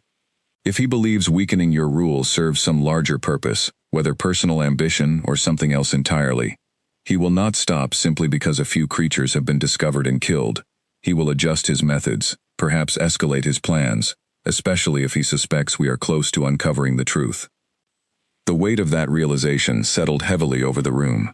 If Callan indeed stood behind the recent attacks, exposing him too soon, without sufficient proof, risked alerting him to their suspicion, giving him opportunity to cover his tracks, or, worse, accelerate whatever larger plan he might be pursuing.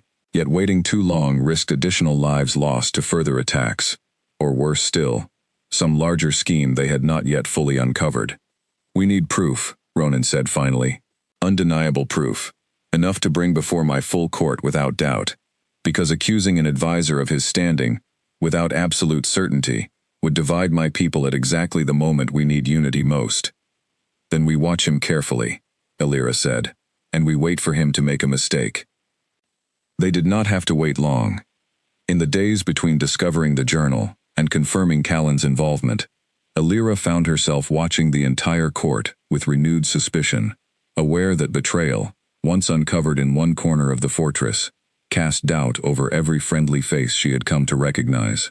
She watched Doran train new recruits in the yard and wondered, however briefly, whether his easy friendliness had ever masked something else entirely, before reminding herself firmly that suspicion without evidence served no one, least of all the people who had shown her genuine kindness since her arrival.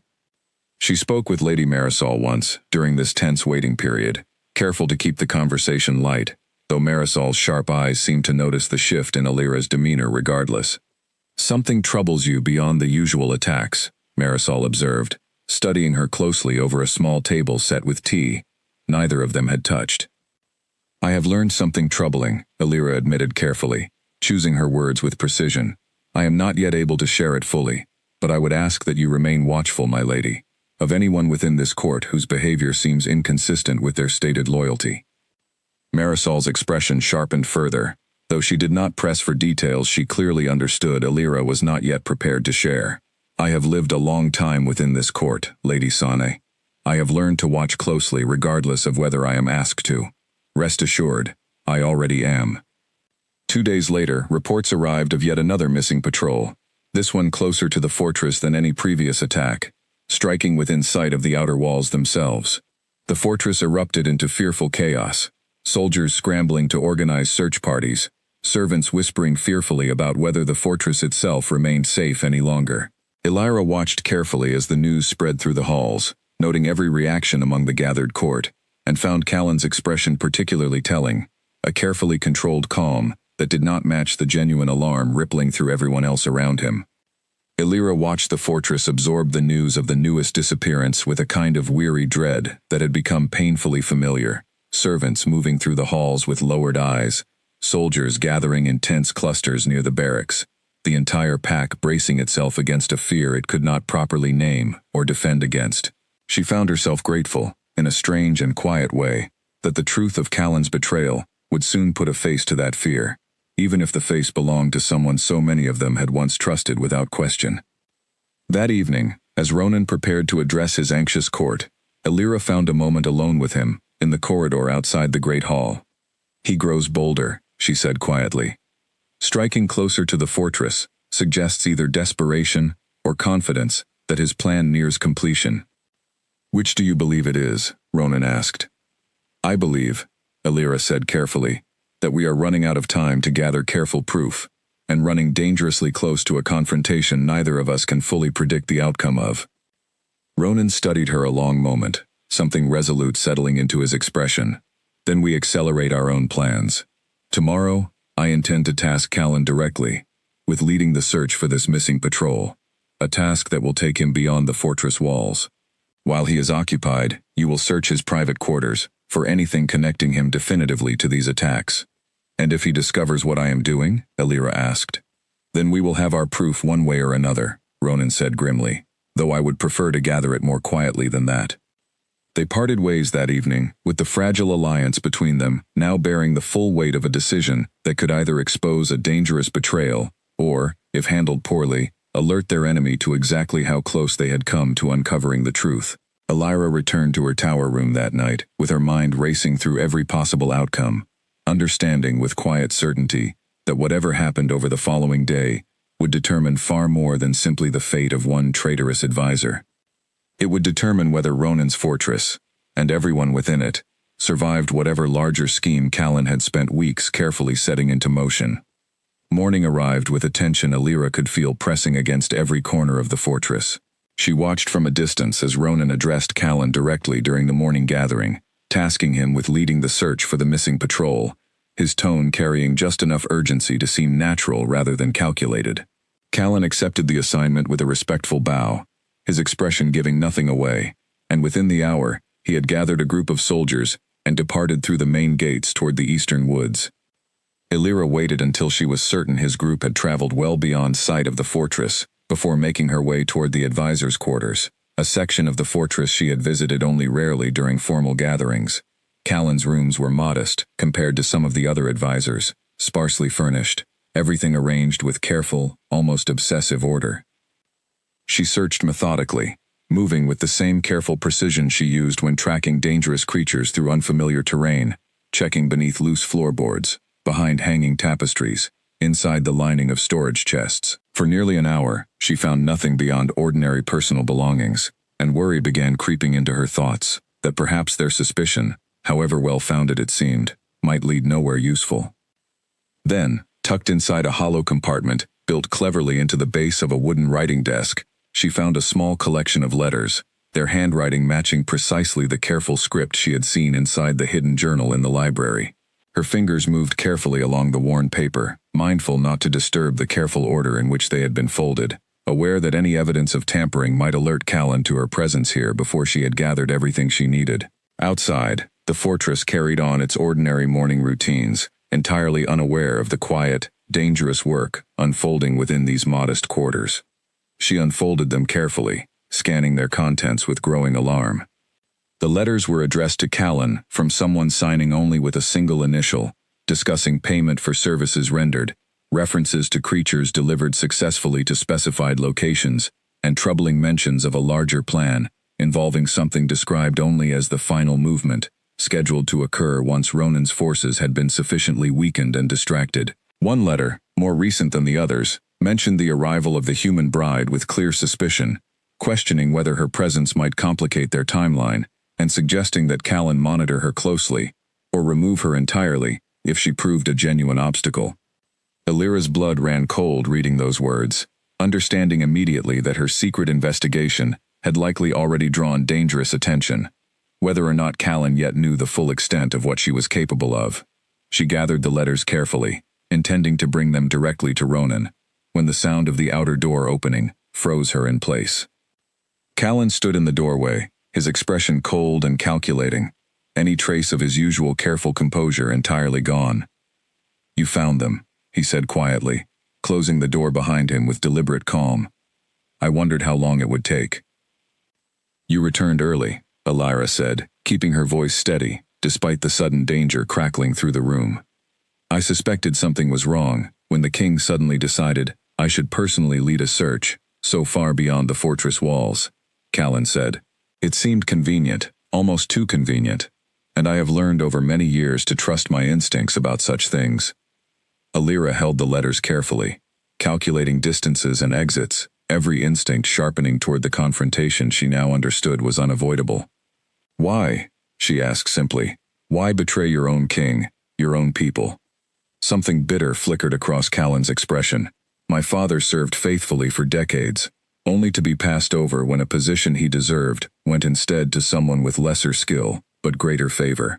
I watched him grow old and bitter, forgotten by a family he had given everything to protect.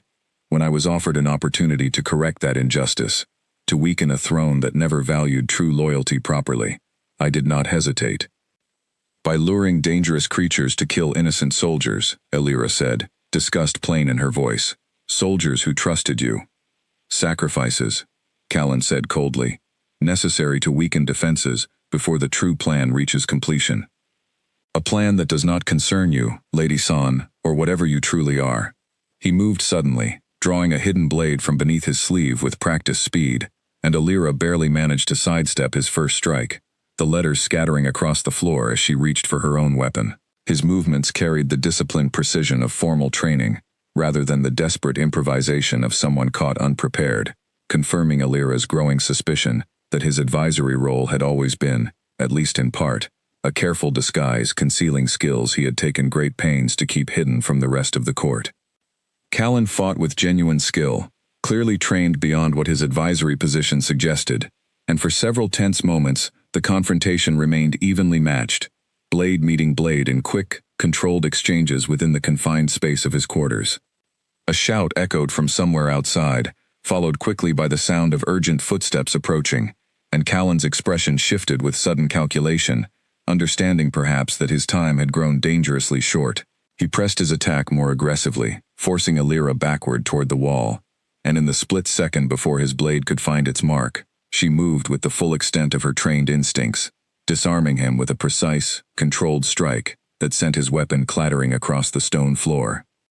The door burst open moments later, Ronan arriving with several soldiers close behind him, having grown suspicious enough to return early from the meeting he had used as cover for their plan. He took in the scene immediately, Callan disarmed and cornered, letters scattered across the floor, Elira standing calm and controlled despite the clear evidence of a fight having just occurred.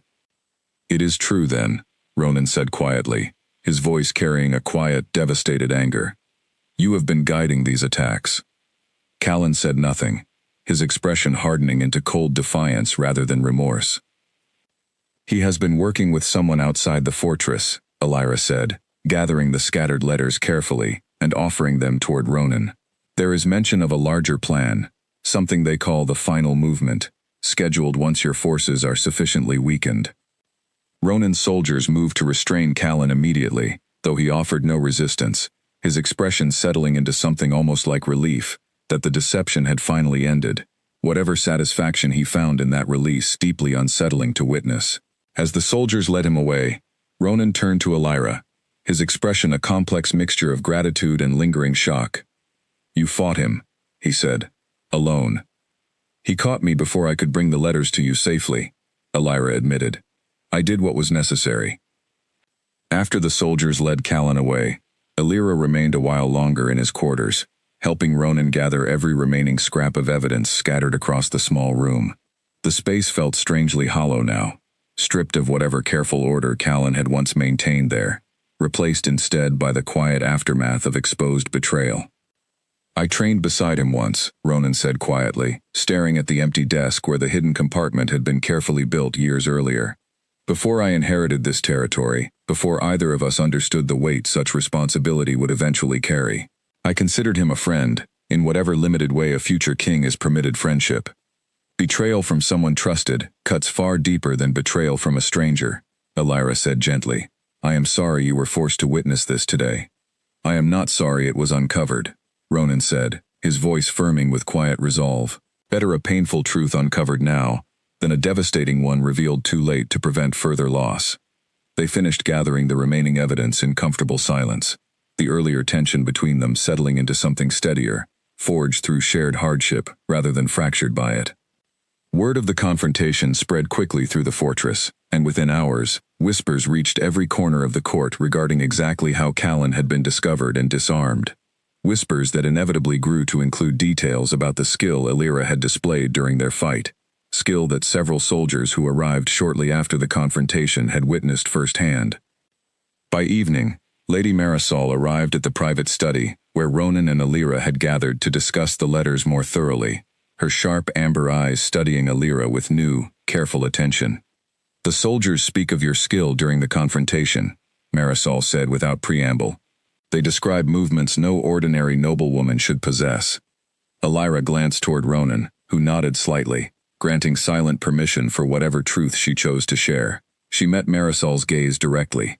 understanding that the time for careful secrecy had finally, truly passed. "I am not simply a noblewoman, my lady," she said clearly. "I am a trained hunter, sent into this arrangement to investigate exactly the kind of danger we have just uncovered within your own court." Marisol's expression remained carefully unreadable for a long moment, processing the revelation with the same sharp calculation Illyra had witnessed during their very first meeting. "A hunter," Marisol said finally, "hidden inside a peace treaty, uncovering betrayal that threatened our entire fortress." She studied Illyra a moment longer, before something shifted subtly in her expression, grudging respect replacing suspicion. Perhaps this treaty proved more valuable than any of us anticipated. Marisol reached out then, an unexpected gesture, and briefly pressed her hand over Illyra's. "Whatever suspicion you endured from this court during your first weeks here," she said, "know that it has been thoroughly replaced by gratitude. I do not offer that word lightly, Lady Sane." "Thank you, my lady," Illyra said, genuinely moved by the simple honesty of the gesture. "That means more than you likely realize." The revelation, once spoken aloud, spread quickly through the remainder of the court, and though reactions varied from cautious acceptance to lingering distrust, Illyra understood that the fragile secrecy she had maintained since arriving had finally, irreversibly ended. What remained now was far more dangerous than simply protecting her identity. The letters Callan had kept hidden mentioned a larger plan still unfolding, orchestrated by someone whose identity remained frustratingly unclear, someone patient enough to weaken a kingdom slowly rather than strike directly, and Illyra understood with growing unease that discovering one traitor within the fortress walls had done little to address whatever larger threat still moved unseen beyond them. Whatever the final movement Callan's letters described truly meant, it remained scheduled to unfold regardless of his capture, and Illyra suspected, with the same certainty that had guided every successful hunt of her career, that the most dangerous confrontations still waited ahead of them, closer now than any of them fully understood. The healers' quarters remained busy throughout those 2 days, tending to soldiers wounded during the confrontation with Callan, and Illyra made a point of visiting each of them personally, offering quiet gratitude for their courage and careful attention to their recovery. Several soldiers seemed surprised by her presence, still adjusting to the revelation of exactly who she truly was, though most received her visits warmly enough, understanding clearly that her intervention had likely spared them far worse injuries than they had ultimately suffered. Callan proved unwilling to speak further despite careful questioning over the following 2 days, offering only cold silence regardless of what was asked of him. Illyra and Ronan pored over the recovered letters instead, searching for any clue regarding the identity of Callan's mysterious correspondent, or the exact nature of the final movement mentioned so ominously throughout their correspondence. It was Illyra who finally noticed a small detail overlooked in their earlier examination, a faint watermark pressed into the corner of each letter, nearly invisible unless held directly against strong light. The mark matched a merchant seal she recognized from her years living in Aveline, belonging to a trading house known for moving goods across contested borders, where formal treaties rarely reached. "This seal belongs to a merchant family, operating along the disputed borderlands between several kingdoms," she explained to Ronan, showing him the faint marking. "They profit considerably from instability, moving goods and information through territories too chaotic for proper oversight. If war returned between Aveline and your territory, or if your rule collapsed entirely under internal betrayal, such instability would prove immensely profitable for exactly this kind of merchant house." Ronan's expression darkened with understanding. "Someone sought profit from my kingdom's destruction, using Callan's bitterness as the tool to accomplish it." And judging by the language used in these letters, Illyra added grimly, "Whoever guides this scheme intends something far more significant than simple attacks along your borders. The final movement they reference, repeatedly, suggests a larger, coordinated strike, timed for maximum damage." They continued questioning Callan with this new information, and though he remained largely silent, a single careless comment slipped free during one particularly tense exchange, a mention of timing tied to an upcoming gathering of regional leaders scheduled to take place within Ronan's own fortress, meant to formally celebrate the very peace treaty that had brought Illyra here in the first place. "The gathering," Ronan said, understanding dawning with cold clarity. "Representatives from 3 kingdoms will be present, including leaders from Aveline itself. if something catastrophic occurred during that gathering. It would not simply weaken your rule, Illyra finished. It would collapse the entire peace treaty, plunge multiple kingdoms back into war, and create exactly the kind of prolonged instability that would prove enormously profitable for whoever orchestrated it. The gathering was scheduled to begin in only 3 days, giving them precious little time to prepare against a threat whose exact nature remained frustratingly unclear. Ronan called upon every soldier he trusted completely, dividing the fortress into careful zones of responsibility, and briefing each group personally on exactly what signs of danger to watch for, drawing heavily on everything Illyra had taught him about the subtle silences and disturbed patterns that preceded a predator's strike. The soldiers, though clearly unnerved by the scale of the threat now facing them, carried out their preparations with steady, disciplined focus, drawing quiet strength from their king's calm determination. They doubled security throughout the fortress immediately, though Illyra understood from bitter experience that whatever danger approached would likely avoid detection through conventional means, exactly as the earlier Nightclaw attacks had done. She spent the following days studying every hunting text she had smuggled into the fortress, searching for any mention of creatures or methods capable of causing widespread, coordinated destruction rather than isolated attacks. Late on the second night, exhausted and increasingly worried, she finally found a passage describing something called a shadow swarm, a rare and terrible phenomenon involving dozens of smaller predatory creatures driven into coordinated frenzy through specific combinations of scent, sound, and carefully timed release, capable of overwhelming even well-defended locations through sheer numbers rather than individual strength. She brought the discovery immediately to Ronan, who listened with growing alarm as she explained the danger. If Callan's contact intends to release something like this during the gathering, she said, individual skill alone will not be enough to stop it. We would need a coordinated defense, capable of handling many threats simultaneously, likely arriving from multiple directions at once.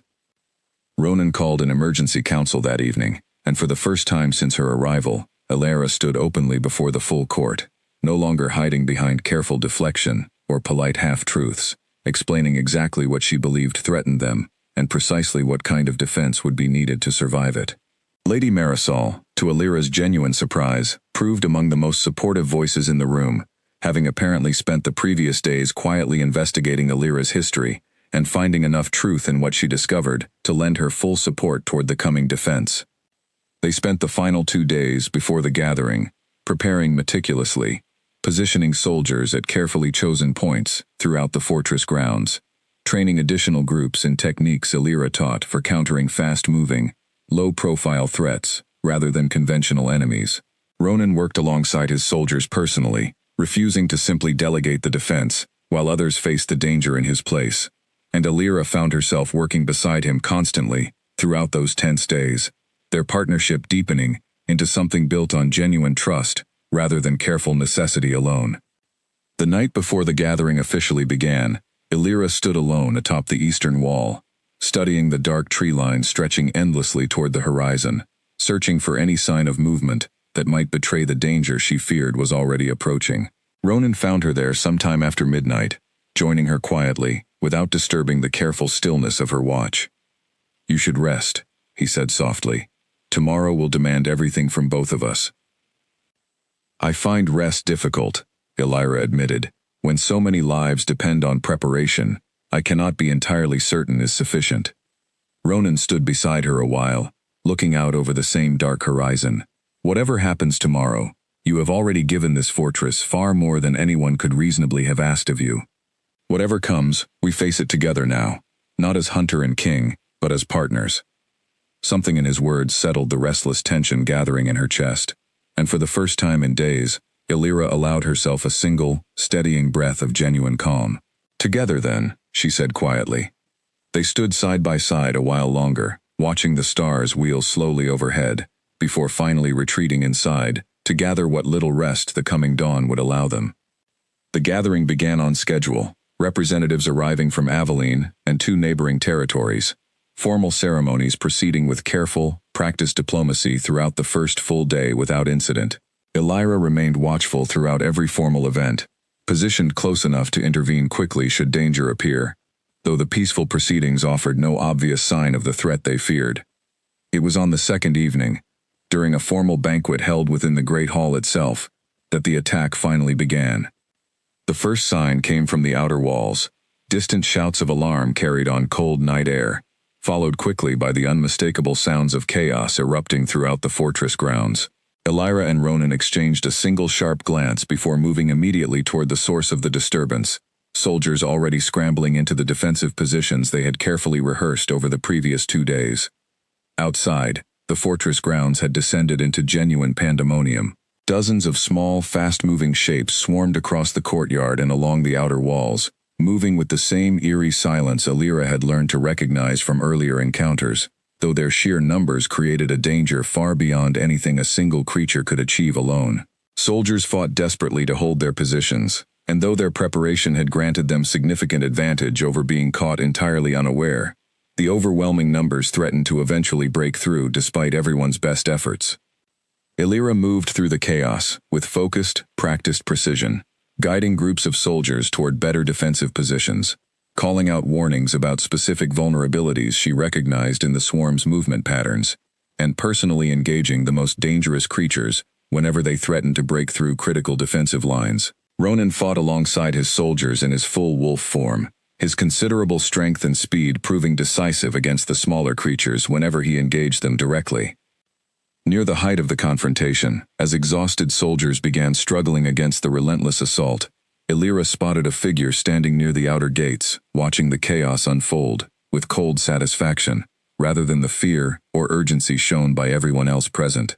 She recognized him immediately, from Callan's earlier description, during their brief, tense questioning, a merchant representative whose formal invitation to the gathering had apparently provided perfect cover for orchestrating the very attack now threatening to destroy everything the peace treaty had been meant to protect. She moved toward him with singular purpose, cutting through the chaos with practiced efficiency, and though he attempted to flee once he realized he had been noticed, Elira's training proved more than sufficient to overtake him before he could escape through the confusion surrounding them. She disarmed him quickly, forcing him toward the ground with controlled, decisive movement, and called loudly enough for nearby soldiers to hear that they had found the true source of the coordinated attack. With their leader captured, and the coordination behind the swarm's movements suddenly disrupted, the remaining creatures began scattering in confused, disorganized patterns, no longer receiving whatever signal had driven their earlier coordinated assault. Soldiers moved quickly to eliminate the remaining threats, and within another hour, the fortress grounds finally fell quiet once more, smoke and torchlight illuminating a scene of exhausted victory, rather than the devastating defeat that had seemed dangerously possible only a short time earlier. Ronan found Elira near the outer gates shortly after the chaos finally settled, still holding the captured merchant firmly, while soldiers gathered to secure him properly. His wolf form had shifted back to human, exhaustion and relief mixing plainly across his features as he took in the scene before him. "You found him," he said, disbelief and gratitude warring plainly in his voice. "You ended it." "We ended it," Elira corrected gently, gesturing toward the soldiers and defenders who had fought so fiercely throughout the confrontation. "This victory belongs to everyone who stood and fought tonight, not to me alone." Ronan studied her for a long moment, something profound settling behind his tired eyes, gratitude mixing with an emotion far deeper than simple respect for her considerable skill. "Whatever this treaty was originally meant to accomplish," he said quietly, "I no longer believe it was simply about ending a war between our kingdoms." Elira met his gaze steadily, understanding exactly what he meant, without needing further explanation. "Perhaps," she said softly, "it was always meant to bring something far more valuable together instead." Doran approached shortly afterward, a shallow cut along his forearm hastily bandaged, his usual easy grin, somewhat strained by exhaustion, but genuine all the same. "You were right about nearly everything," he said to Elira, glancing toward the scattered remains of the swarm being cleared away by other soldiers. "I am glad we listened." "I am glad everyone fought as bravely as they did," Elira replied warmly. "This victory was never mine alone." Around them, soldiers began the long work of securing the fortress and tending to the wounded. The immediate danger finally passed, though Elira understood that the true resolution of everything that had unfolded still waited ahead of them, in the choices both she and Ronan would need to make regarding exactly what their unexpected partnership had truly become. Morning arrived with pale, clean light spilling across a fortress still marked by the previous night's chaos, though the mood among its people had shifted dramatically from fear toward cautious relief. Soldiers moved through the courtyard clearing debris and tending to minor injuries, their expressions carrying the particular exhaustion that follows genuine danger successfully overcome, rather than the anxious dread that had gripped the fortress for weeks beforehand. The captured merchant, once questioned thoroughly under Ronan's direct supervision, confirmed everything Alira had already suspected. His trading house had indeed sought profit from prolonged instability, using Callan's old bitterness as the perfect tool to weaken Ronan's rule, gradually, before delivering a final, devastating blow meant to shatter the peace treaty entirely and plunge the region back into profitable chaos. With both conspirators now firmly in custody and their scheme fully exposed, representatives from Aveline and the neighboring territories worked quickly to reaffirm the treaty's original terms, understanding clearly that the danger they had all narrowly survived made the peace between their kingdoms more valuable, not less. The merchant conspirator, once formally handed over to representatives from his own territory for judgment under their laws, offered a brief, bitter confession before departing under heavy guard, admitting that similar schemes had likely been attempted elsewhere with varying success, a troubling detail that Ronan promised to share carefully with the other kingdoms, now bound more tightly than ever by the treaty their shared danger had ultimately strengthened rather than destroyed. Callan himself remained largely silent throughout the following days, offering no further explanation beyond what had already been extracted through careful questioning. Ronan, despite the deep betrayal he clearly still felt, chose measured justice over harsh vengeance, a decision Alira privately respected as evidence of exactly the kind of leadership his people genuinely needed, strength tempered by fairness rather than cruelty. Word of Alira's true identity spread quickly and thoroughly throughout the fortress and beyond, carried by soldiers who had witnessed her skill directly during the chaotic defense, and by representatives from the gathering, who returned to their own territories with remarkable stories of the human bride, who had proven herself the deadliest hunter any of them had ever encountered. Reactions varied considerably, some viewing her with newfound respect, others with lingering wariness toward a deception that had, however necessary, still involved considerable secrecy. But throughout the fortress, the prevailing sentiment settled gradually into genuine gratitude, understanding fully that her hidden skill had likely saved countless lives that would otherwise have been lost to dangers no ordinary soldier could have properly anticipated. Lady Marisol, in particular, seemed to have fully embraced the revelation, seeking out Alira's company more frequently in the days that followed, offering careful guidance regarding court customs, and quietly working to smooth over lingering tensions among more skeptical members of the pack. "You arrived here as a trade," Marisol said during one such conversation, walking slowly alongside Alira through the fortress gardens, now beginning to show early signs of new growth, as winter's grip finally began loosening. "Few among us expected you to become something the entire fortress now owes its survival to."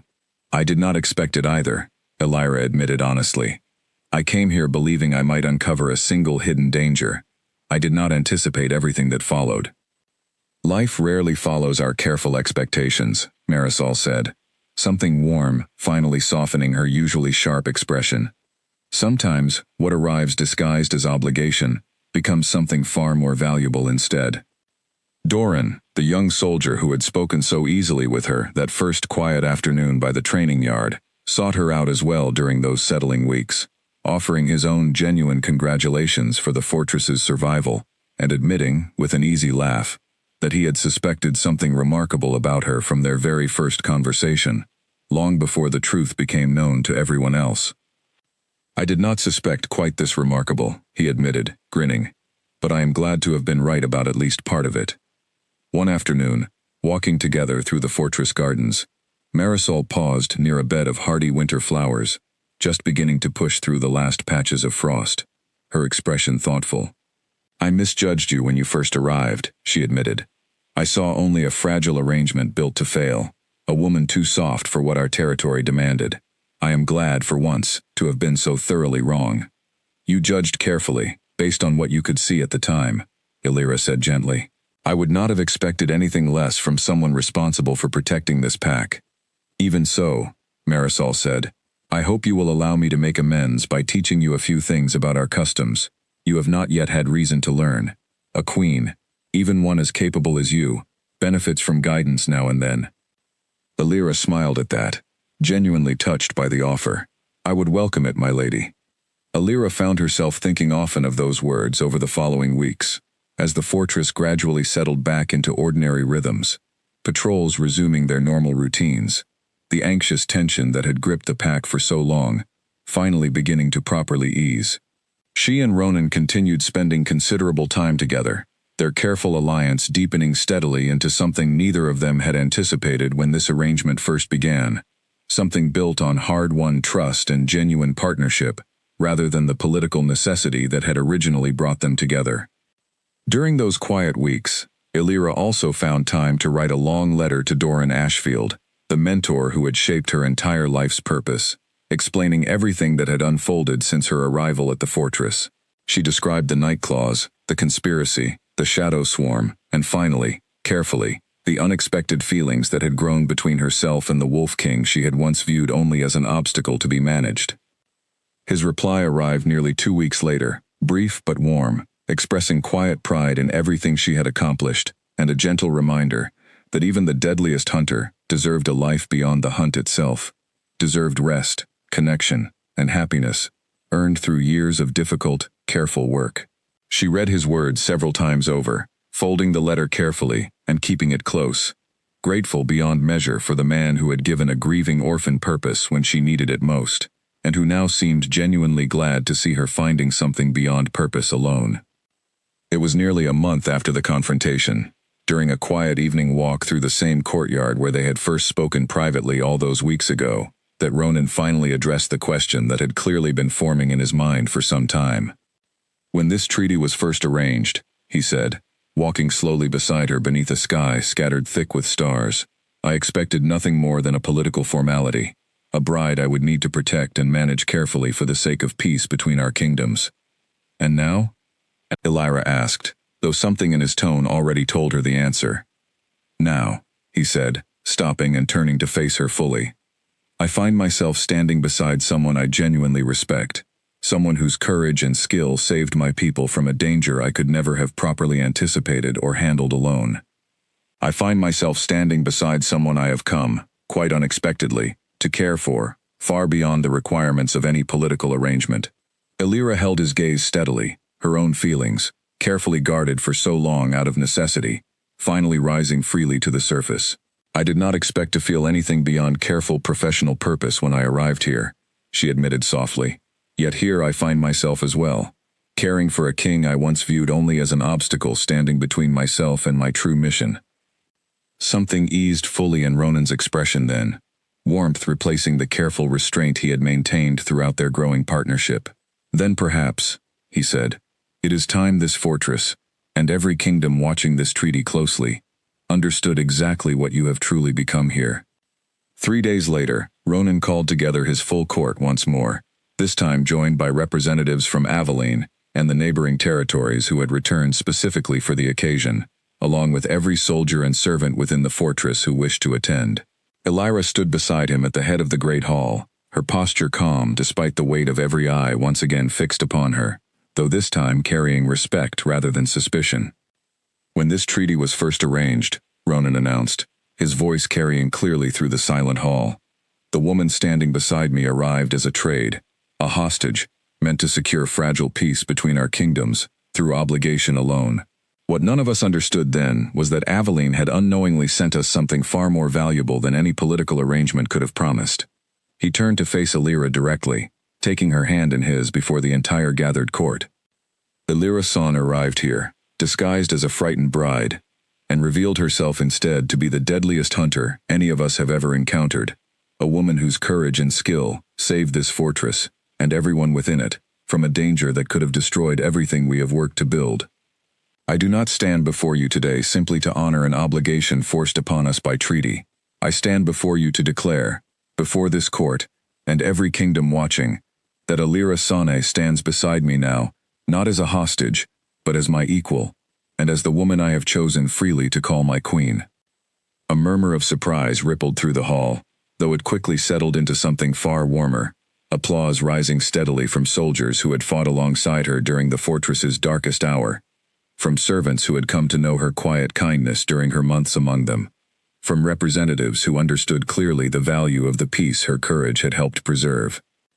Alira met Ronan's gaze as the hall erupted into genuine celebration around them, feeling something settle fully into place after months of careful deception and hidden purpose, a sense of belonging she had not expected to find when she first volunteered for a trade meant only to serve a hidden mission. She had arrived at these gates believing herself merely a hunter, completing one final, secret task. She left that mission behind gradually, replaced instead by something she had never expected to find: a partnership built on genuine respect, hard-won trust, and a connection neither political necessity nor careful training could have properly prepared her to expect. Outside the Great Hall, as celebration continued long into the evening, snow began falling softly over the fortress grounds, the first true snowfall of the new season, settling gently over walls that had so recently echoed with chaos and danger. Soldiers who had fought side by side during the darkest night of the fortress's recent history now stood together beneath torchlight, sharing quiet laughter and warm cups of spiced wine, the fear that had gripped them for weeks finally replaced by something steadier, something like genuine peace. Elira watched it all unfold from beside Ronan, his hand warm around hers, and understood that whatever trials still waited somewhere ahead in their shared future, they would face them exactly as they had faced this one, together and unafraid. The Wolf King's fortress, once approached with careful suspicion and quiet purpose, had become something far different than she ever anticipated, a place where her true skill was finally seen clearly, and where the deadliest hunter alive had found, unexpectedly, exactly where she truly belonged.